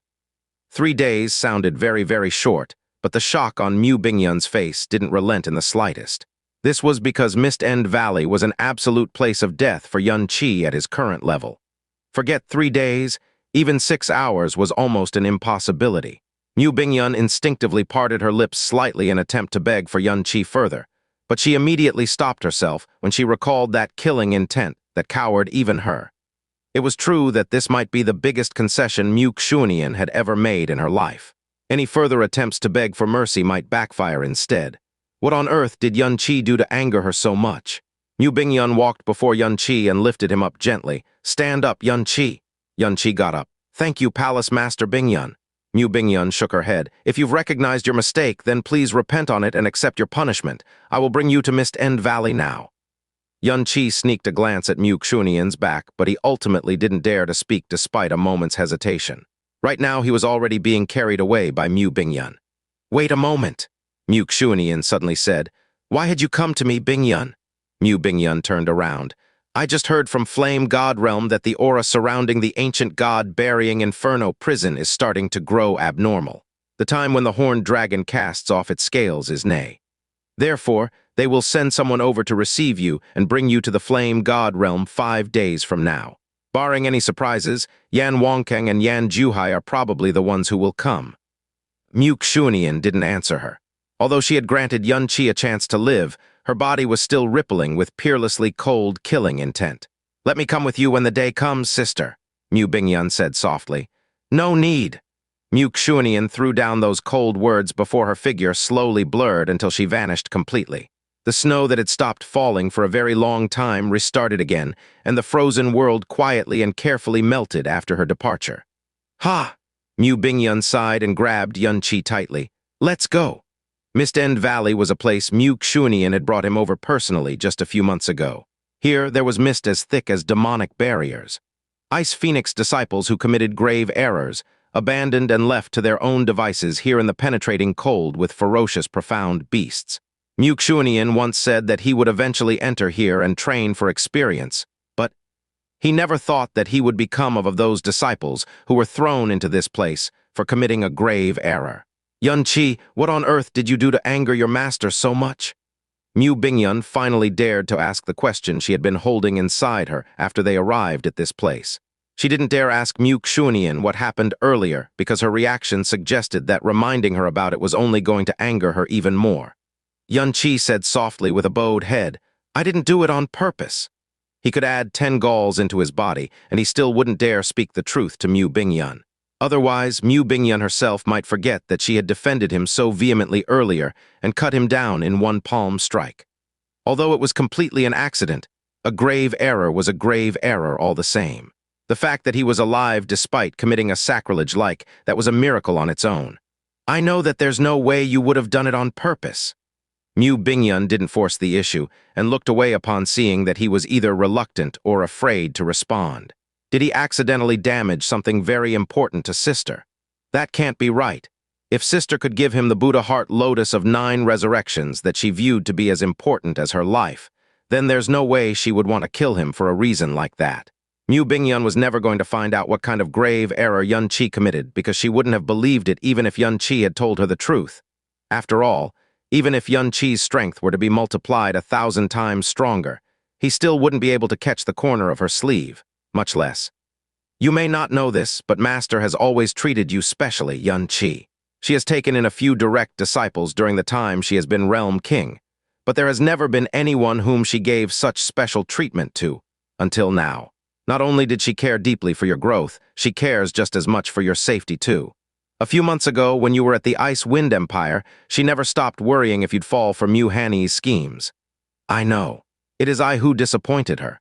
Xianxia bowed his head like a repentant child. "She has great expectations for you. She once told me that she would do everything in her power to raise you.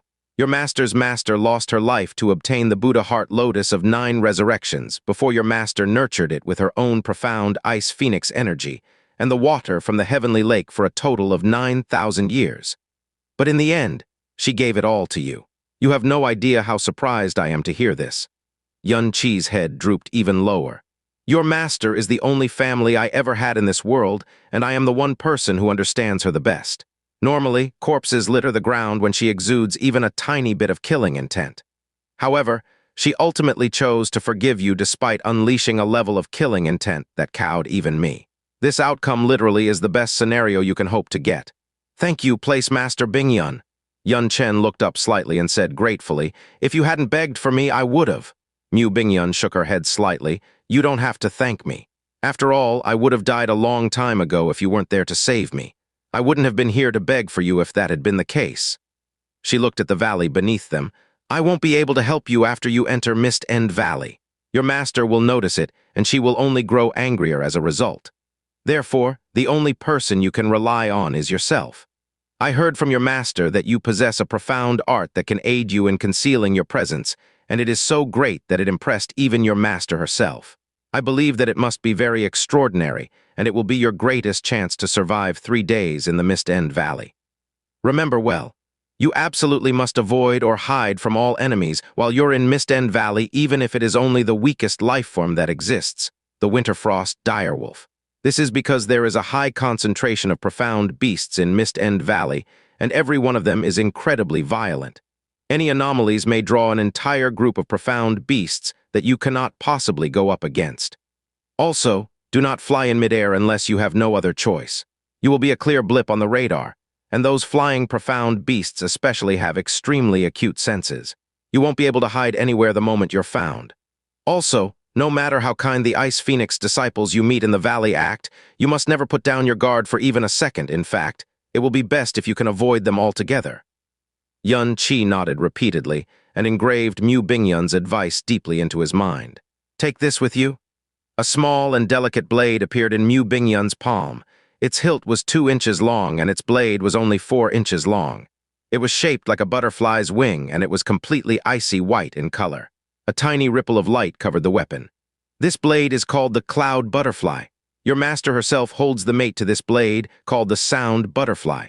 It is a weapon that's been passed down inside the family for many generations, and it is quite famous in the Snow Song realm. Your heavy sword is mighty, but it also causes a lot of noise. This blade, however, will enable you to kill your enemies without a sound. As for how powerful it is, you will know it when you use it. I hope that you will never have to. Xianxia accepted the blade. He could feel an icy sharpness piercing all the way to his soul the moment he touched it. It felt as light as snow even though it was right within his palm. The fact that the weapon was an inherited weapon, and that Mu Yizhou held the other pair of the blade, proved just how extraordinary the blade really was. Thank you, Palace Master Bingyun.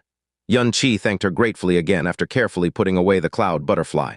Your master is angry right now. She might perhaps change her mind and take you away ahead of time after her anger subsides a little. Take care. Mu Bingyun sighed softly and pushed Xianxia gently into the valley. Xianxia's figure vanished into the thick mist in the blink of an eye. Enemies meet in a region with a great density of profound beasts. The unending cries of all kinds of beasts present across the place could be heard even from distant places. However, inside Mist End Valley, there was nothing like that, as the whole area was completely silent. When even the snowstorm came to a standstill, the place became extremely quiet, so much so that it could make a person's heart stop beating in anxiety. Having fallen into Mist End Valley, Xianxia was leaning against a thick and wizened tree, with his legs sunk deep into the snow. The first thing he did after falling here was to immediately restrain his aura with hidden flowing lightning.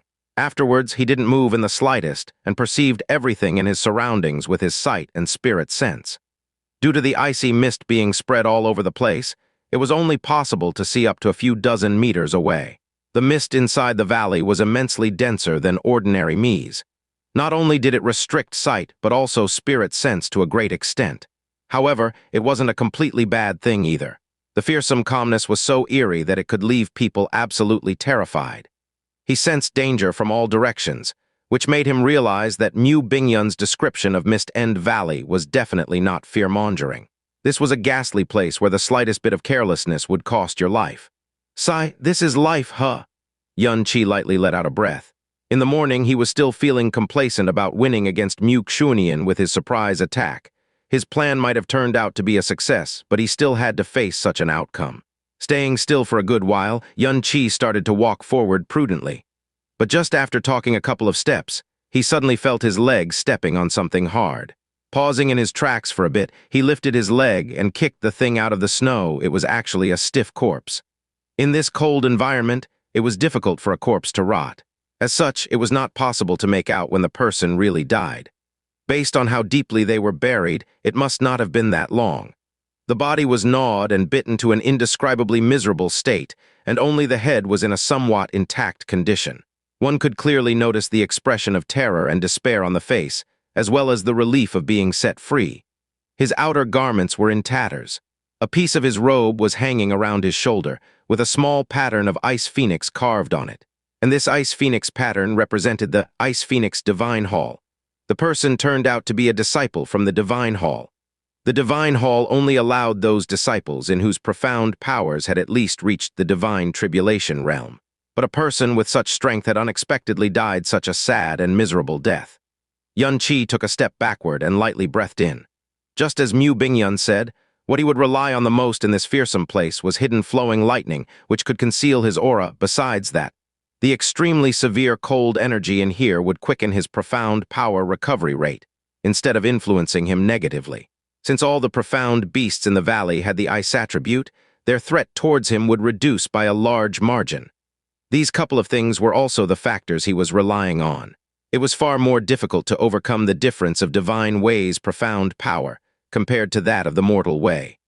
When he was in the sky profound continent, he relied on evil god's power to directly raise his strength by 2 great realms. But upon reaching the 5th level of sovereign profound realm, he had to forcibly use rumbling heaven to outmatch Jihan Feng, who was at the 6th level of divine origin realm. Now that he had reached the 1st level of divine origin realm, his ability to stride past realms was most likely limited to the 1st level of divine soul realm. No, following the transformation of his meridians and his newly gained understanding on sensation, he might be able to do even better. But if he were to come across a profound beast at the late stage of divine soul realm, then he would be only left with the choice to flee with all his might. And if unfortunately he ran into some divine tribulation realm profound beast, it might be extremely hard to even run away alive. Yun-Chi began to carefully move ahead. He was currently in a rather open area, and so the thing he needed to do first and foremost was to find a relatively hidden place that would be suitable for him to hide himself. Then he would exert his all to keep his aura restrained. After all, the thing he needed to do at the moment wasn't to find a way out within 3 days, but to stay alive during this period. And the safest method to go about that was to make use of hidden flowing lightning to quietly spend his time in hiding, so as to keep out of danger. Sensing the dangerous aura drifting in the air, Yun-Chi didn't make any sound while walking forward. Having walked some distance, he didn't perceive the aura of any other living being. Suddenly, Yun-Chi couldn't help but come to a halt.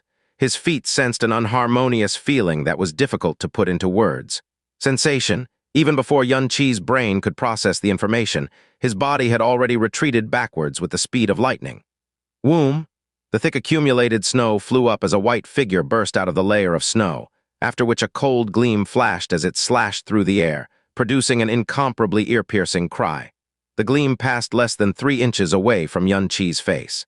As he flipped backwards and landed on the ground, Yun-Chi's back heavily smashed against a thick 3.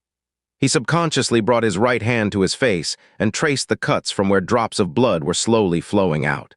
Although the other party failed in coming into contact with his body, the sharp wind generated by the extremely fast cold gleam still managed to leave 3 deep bloody marks on his face. If it wasn't for him understanding and greatly raising his sensation, under Mu Yizhou's guidance, and his body instinctively responding at once as a result, that fearsome cold gleam might have gouged out his eyes just now. It was a snow-white wolf with crimson eyes that had appeared before him. It was giving off a pungent smell of blood amidst the ruthless and fierce aura emanating from it. The cold gleam that had just flashed past was in fact its claws on which a red and cold light was flickering from time to time. Its whole body was snow-white, similar to a winterfrost direwolf, but there was no doubt that it was a different species. It was half the size, but the ferocity of its aura was at least 10 times more than a winterfrost direwolf. The prickling sensation of danger at his throat warned him that, although the snow-white wolf might not look menacing due to its small physique, it was a beast at divine soul realm. Such a terrifying white wolf. Yun-Chi shivered in fear inwardly. This wolf had jumped out of a place that was less than 15 meters away from him, but he didn't sense its existence at all until the wolf itself decided to come out. To hunt by lying hidden in the snow, with its aura perfectly concealed. The first profound beast he had come across had actually turned out to be such a fearsome creature. Was it due to him being out of luck? Or were the profound beasts surviving in the cruel environment of Mist End Valley all such terrifying fellows? The fearsome white wolf had failed in his first attempt and ended up landing quite a distance away. Very soon he turned around to face Yun-Chi, but didn't continue to attack. A vigilant look had surfaced in its eyes that were releasing dense, blood-red rays of light. Yun-Chi made a grabbing gesture with his hands unconsciously, but at once abandoned the idea of summoning the heaven-smiting sword. I can't use it.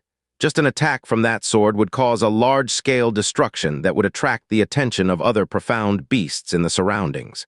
If that were to happen, I'd die for sure. Qi flipped over his palm and the cloud butterfly knife, given to him by Mu Bingyun, appeared right at its center.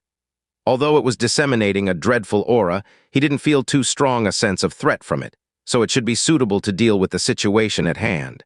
Having sorted out his thoughts, Qi was fully prepared to attack and forcefully kill the white wolf. But the moment his profound aura erupted, he felt a faint, odd feeling on his back. The flow of the profound aura around him instantly reversed, and he flashed far away with moon-splitting cascade. SS swoosh? Along with the similar tearing sound of air from before, one more white figure broke through the layer of snow as it pounced in Qi's direction. At almost the same time, the first white wolf that had been standing still during this short period also made its move as it pounced towards Qi without any hesitation. Thump. As Qi immediately used instantaneous movement, the surprise attack from the white wolf behind ended in failure. Due the distinct ability of moon-splitting cascade to leave behind one's aura, the first white wolf didn't charge in the direction of his landing point either, but instead assaulted his afterimage, just like the wolf on the other side. The afterimage in his previous location was ripped into pieces and dropped a tiny fragment of ice crystal. Activating extreme mirage lightning under his feet, Qi's real body had already escaped into the distance like a thunderbolt and entered inside the dense, icy mist. He didn't have the confidence to face even a single white wolf head-on without the heaven-smiting sword. Now that there were two of them, there was no way he wouldn't choose to run away unless he was a complete idiot. The two white wolves didn't crane their necks and let out a long howl, as one would expect from wicked wolves. These terrifying, profound beasts directly chased after Qi, running at a speed that made them seem as though they were two streaks of lightning sweeping past the ground. So fast, Qi was inwardly frightened upon sensing the auras of the wolves in hot pursuit. It was certainly true that running about such a place with all one's might was extremely dangerous, but he was left with no choice in this situation. He couldn't even slow down a bit. He could only brace himself and dash as fast as possible inside the dense mist, aiming for the unknown place ahead. Tens of breaths later, the two white wolves that were pursuing closely behind him slowed down all of a sudden. Afterwards, they seemed to have forcefully brought themselves to a halt, and then disappeared from Qi's perception zone. Qi at once let out a breath in relaxation, but his brows raised all a sudden. That's odd. Judging from their astonishing hunting style, the two white wolves had an extremely high spirit sense and wisdom. Their abrupt stopping in their tracks might not be due to giving up on the chase. It was also possible that they were approaching some prohibited, dangerous place. The moment it popped up in his mind, Qi quickly stopped running any further and restrained his aura at the fastest speed. And the instant he was about to come to a standstill, he sensed an extremely great oppressive feeling, as of a mountain collapsing coming from ahead. Inside the pale white, dense mist, a dozens of meters tall, gigantic white figure slowly revealed itself. Qi immediately looked above, to find a snow-white giant monkey, big as a small mountain, standing some distance in front of him. Like the white wolves from before, its eyes were also as red as thick blood. The moment it discovered Qi, it precipitously released an incomparably fiendish aura.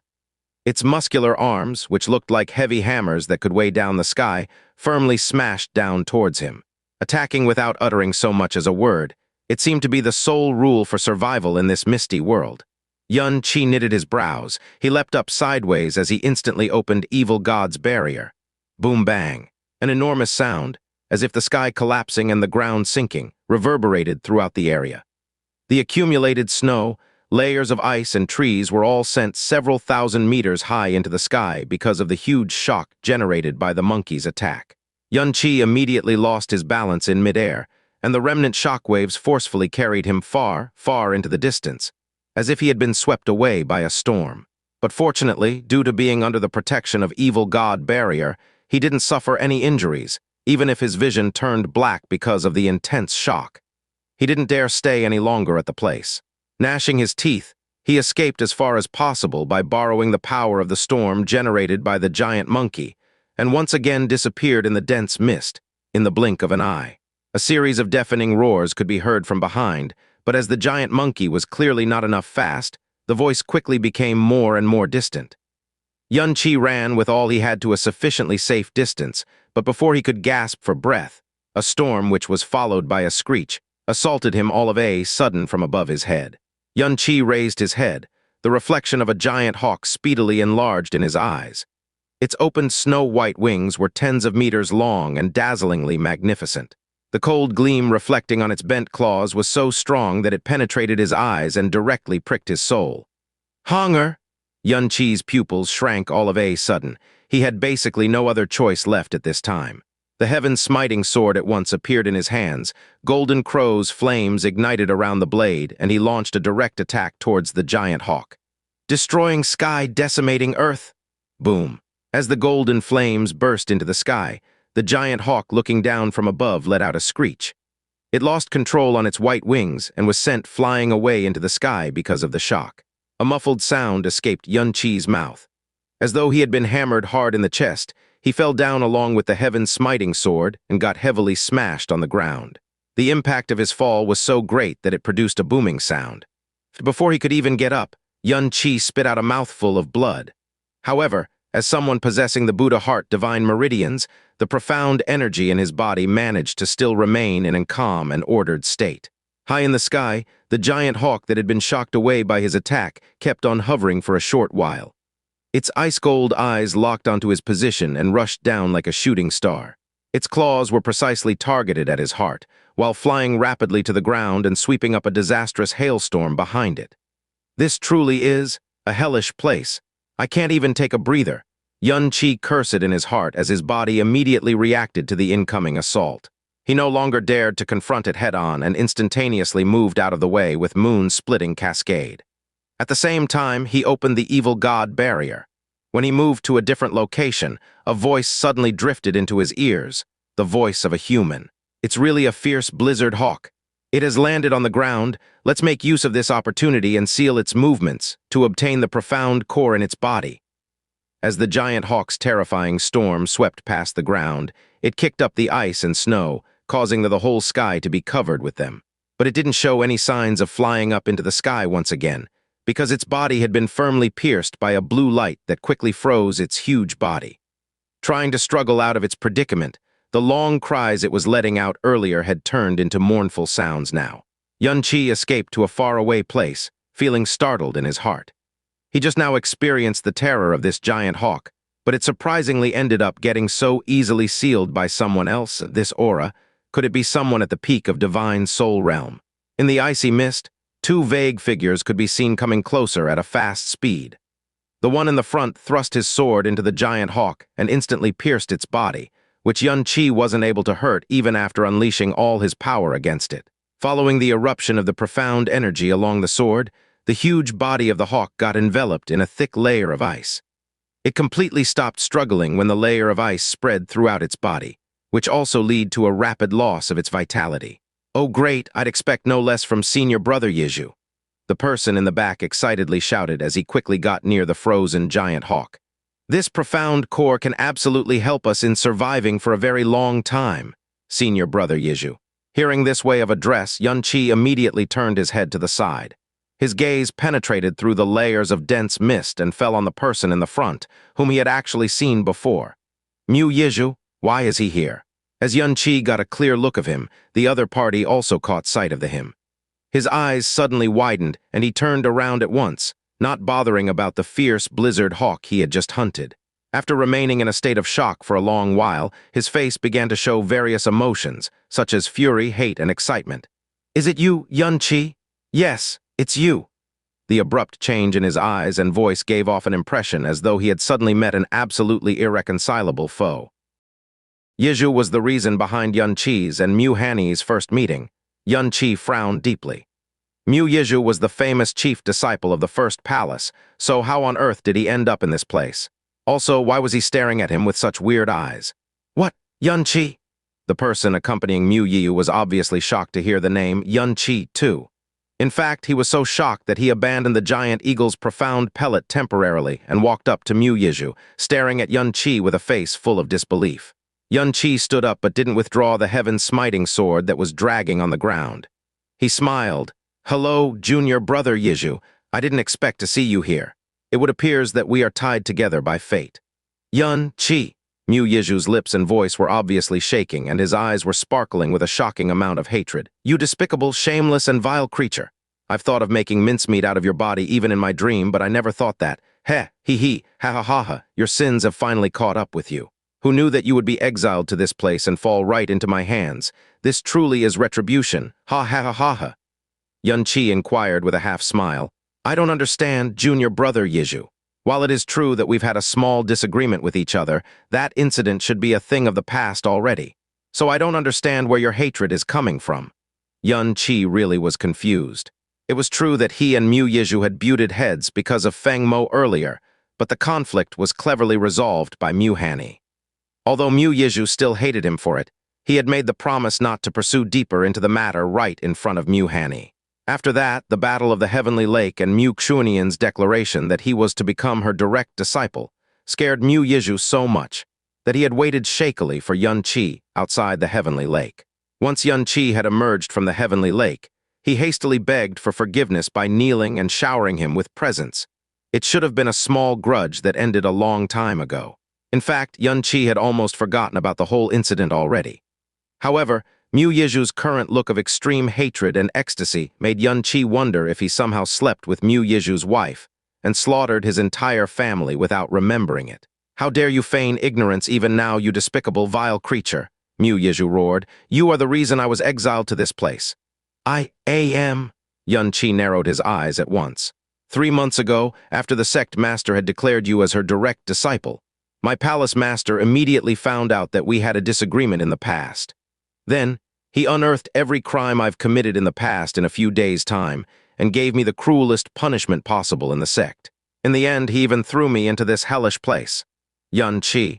Mu Yizhou panted heavily as he continued on with bone-deep hatred in his voice. It's because of you, all because of you. There are only a few people who knew that we had a disagreement with each other. Liu Qiu will never hurt me, and Mu Xiaolan didn't have a reason to do so. Neither Liu Cheng nor Feng Mo had the balls or the opportunity to do this, so the only person who could have done this is you. Xianxia finally understood the entire situation after he was done. He sneered, have you never once thought that Hanyi may be the culprit behind your downfall? He has neither the reason nor the moral character to do something so shameless and despicable. Mu Yizhou roared angrily. Heh, Xianxia's face was mocking. You are the one who committed all those crimes, and you should have been punished for them a long time ago. How dare you say it's my fault? Xianxia wore a sneer on his face, but in his mind he was swearing like a sailor. What the fuck? That mother-seeking Hanyi? I can't believe he did something like this behind my back. It was obvious that Hanyi was trying to make Xianxia some enemies by setting Mu Yizhou up for a downfall. But he probably didn't imagine that Mu Yizhou's dirty deeds were so numerous that the man was exiled directly to Mist End Valley. That being said, Mu Yizhou was still, without a doubt, the chief disciple of the first Ice Phoenix Palace. He was at the peak of the Divine Soul Realm, and he was just a step away from Divine Tribulation Realm. Perhaps that was how he had survived 3 months in this place without dying. Heh, I'm amazed that you can laugh even at this moment. 3 months ago you were the sect master's direct disciple, and no one dared to raise a hand against you, isn't that so? But now, not only were you exiled to Mist End Valley, you even fell right into my hands. Hatred twisted beneath Mu Yizhou's visage. Can guess how I'm going to deal with you later. Oh, no, I think you have misunderstood something. Xianxia beamed without a trace of fear on his face. You guys are exiled, but I'm not. I have been ordered to train here by my master, so I'll be leaving in a couple of days. But you all, your bones will probably be buried forever in this place. A unique ice-blue aurora immediately appeared from the Ice Phoenix engraved jade around Xianxia's left shoulder when he said this. The jade symbolized his identity as the sect master's direct disciple. Senior brother Yizhou, that's. The Ice Phoenix disciple next to Mu Yizhou turned pale with fear and alarm. They were exiled from their sect first before they were brought to this place, so naturally the Ice Phoenix engraved jades they once possessed were taken away from them. However, Xianxia didn't lose his Ice Phoenix engraved jade. Worse, it was the one that only belonged to the sect master's disciple. This meant that Xianxia's claim was very likely to be true. Mu Yizhou's pupils shrank for an instant, but they quickly turned gloomy once more. So what? We are all doomed to die here anyway, so what is there to be scared of? Also, clang. Mu Yizhou made a grabbing motion, and the sword stuck on the giant eagle's body was immediately sucked back into his palm. Then he slowly walked toward him, looking murderous. Just now, you almost died under this fierce hawk's claws. This means that you're alone and that there are no hidden protectors behind you at all. Yunqi, if I can tear you to pieces, I will be glad even if I die right after. Mu Yizhou stabbed his sword forward, causing profound energy and sword energy to rage all over the place. The Ice Phoenix disciple behind him immediately turned pale with fright. You'll draw the profound beasts like this. Shut up, Mu Yizhou swore angrily. Without changing his profound energy or sword force at all, he slashed madly, hatefully, and grudgefully at Yunqi while raining down a torrent of ice blades. At this point, Mu Yizhou didn't give a damn about the profound beasts. All this time, he had believed that Yunqi was the culprit behind all his misery, but not even in his dreams did he dare to hope for the opportunity to take revenge against him. He was prepared to struggle and wait hatefully for his final moments to creep up to him. But now, the chance he didn't dare dream of had suddenly fallen right into his lap. If he could mutilate and kill Yunqi right now, he would laugh unto his final breath even if he were to die under the claws of a profound beast right after. Instead of backing away from the attack, Yunqi actually charged forwards and zigzagged through the rain of ice blades. In the blink of an eye, he appeared before Mu Yizhou and slashed the heaven-smiting sword downwards. Suicidal fool! He was the former chief disciple of the first Ice Phoenix Palace, and he was at the peak of the 10th level of the Divine Soul Realm. His strength wasn't something Yunqi could fight head-on no matter what. But not only did he not try to escape from Mu Yizhou, he even charged forwards to meet him in a forceful clash. His action seemed suicidal to anyone's eyes. Boom. There was a bang so loud that it was like a thunderclap, and Yunqi was thrown backwards immediately like a cannonball. The clash shook Mu Yizhou and bent his sword, causing great disbelief to rise up in his face. He could sense clearly that Yunqi's profound strength was only at the first level of THTE Divine Origin Realm, but the bastard was able to knock him half a step backwards, even though he was a peak Divine Soul Realm cultivator. Still in shock, Mu Yizhou turned around only to notice suddenly that Yunqi had slipped deep into the mist and was departing from this place at an incredible speed. Bastard! Realization finally struck Mu Yizhou in the head as he gritted his teeth tightly. Yunqi wasn't trying to meet him in a suicidal clash. He was simply borrowing his strength to escape this place. You cannot escape! Mu Yizhou locked onto Yunqi's aura like his life depended on it, brought out his full power and chased after him like a madman. He no longer cared what kind of place he was in at all. Yunqi continued to pass through the thick mist at full power. His eyes were fierce, and his teeth were clenched tightly.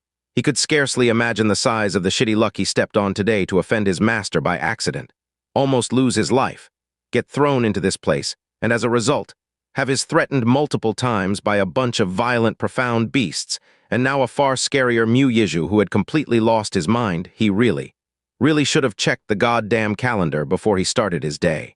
Yunqi's top speed far exceeded another cultivator at the same rank, but his profound strength was just too far behind Mu Yizhou's. Because he was nearly 2 great realms behind the enemy, Mu Yizhou continued to gain steadily onto him even though he wasn't sparing any energy to escape. On the other hand, Mu Yizhou was growing angrier and more shocked by the second. It should have taken him no effort at all to catch up to a first-level Divine Origin Realm profound practitioner, and yet he couldn't catch a glimpse of Yunqi's shadow even after he pushed his power to the max. The distance between them was shortening at an excruciatingly slow pace too. Absolutely furious, he somehow managed to push his speed up another notch. You cannot escape, Yunqi. I will make you wish that you were dead. This guy has gone completely bonkers. Yunqi cast a backward glance as his teeth tightened up more and more. No, this won't work. If this goes on, he'll soon catch up to me. He had no choice but to take a risk. Yunqi gathered the golden crow's flames in his palm and tossed it behind him suddenly. Burning sun rupture? Boom. The faint golden flame that erupted in this pale white world was incredibly eye-catching. The aura lock lost track of him for an instant during the explosion, and Yunqi immediately fired off a profound handle bearing his aura to the right, while concealing his entire presence using hidden flowing lightning. He slipped behind a thick tree under the cover of the mist and stopped his breathing completely. The fiery explosion immediately drew the long howls of multiple profound beasts. In this pale white world of ice, fire was without a doubt the most offensive element to these profound beasts. But Yunqi didn't have the luxury to worry about such things. This fact was proven when Mu Yizhou rushed past his hiding spot, just 2 breaths behind his profound handle, like a storm. Yunqi immediately let out a quiet sigh of relief, but he knew that the profound handle would soon vanish after it left his side. Not daring to stay, he was just about to move soundlessly from the place when two icy auras suddenly jumped on him from above. Poo-poo. Two snow-white string snakes that were as thin as a little finger plunged their poisonous fangs into his shoulders. The poison was enough to kill even a divine soul beast. At the same time, a giant eagle drawn by the fiery light swooped down in Xianxia's direction. Xianxia swore on the inside and unleashed his profound energy, instantly breaking the two tiny snakes into pieces. At the same time, he raised both his arms and grabbed Heaven's smiting sword in his hands, throwing a fire-imbued phoenix sky wolf slash at the giant eagle swooping towards him. Bang! The giant eagle was knocked off course, and Xianxia's own body was thrown far, far away by the shock. Naturally, the aura he spent so much effort to conceal was completely exposed. Deep inside the thick mist, Mu Yizhou's utterly discomfited roar resounded furiously. "You dare play me? Xianxia!" Mu Yizhou immediately locked onto Xianxia's aura once more, and the giant eagle above him was obviously furious at being knocked away too. It looked like it was going to swoop down at Xianxia any second. Worse, dangerous auras were rushing swiftly to this place all around him. Before he entered Mist End Valley, Mu Bingyun had advised again and again to avoid any contact if at all possible. However, the situation had spiraled into the absolute worst-case scenario.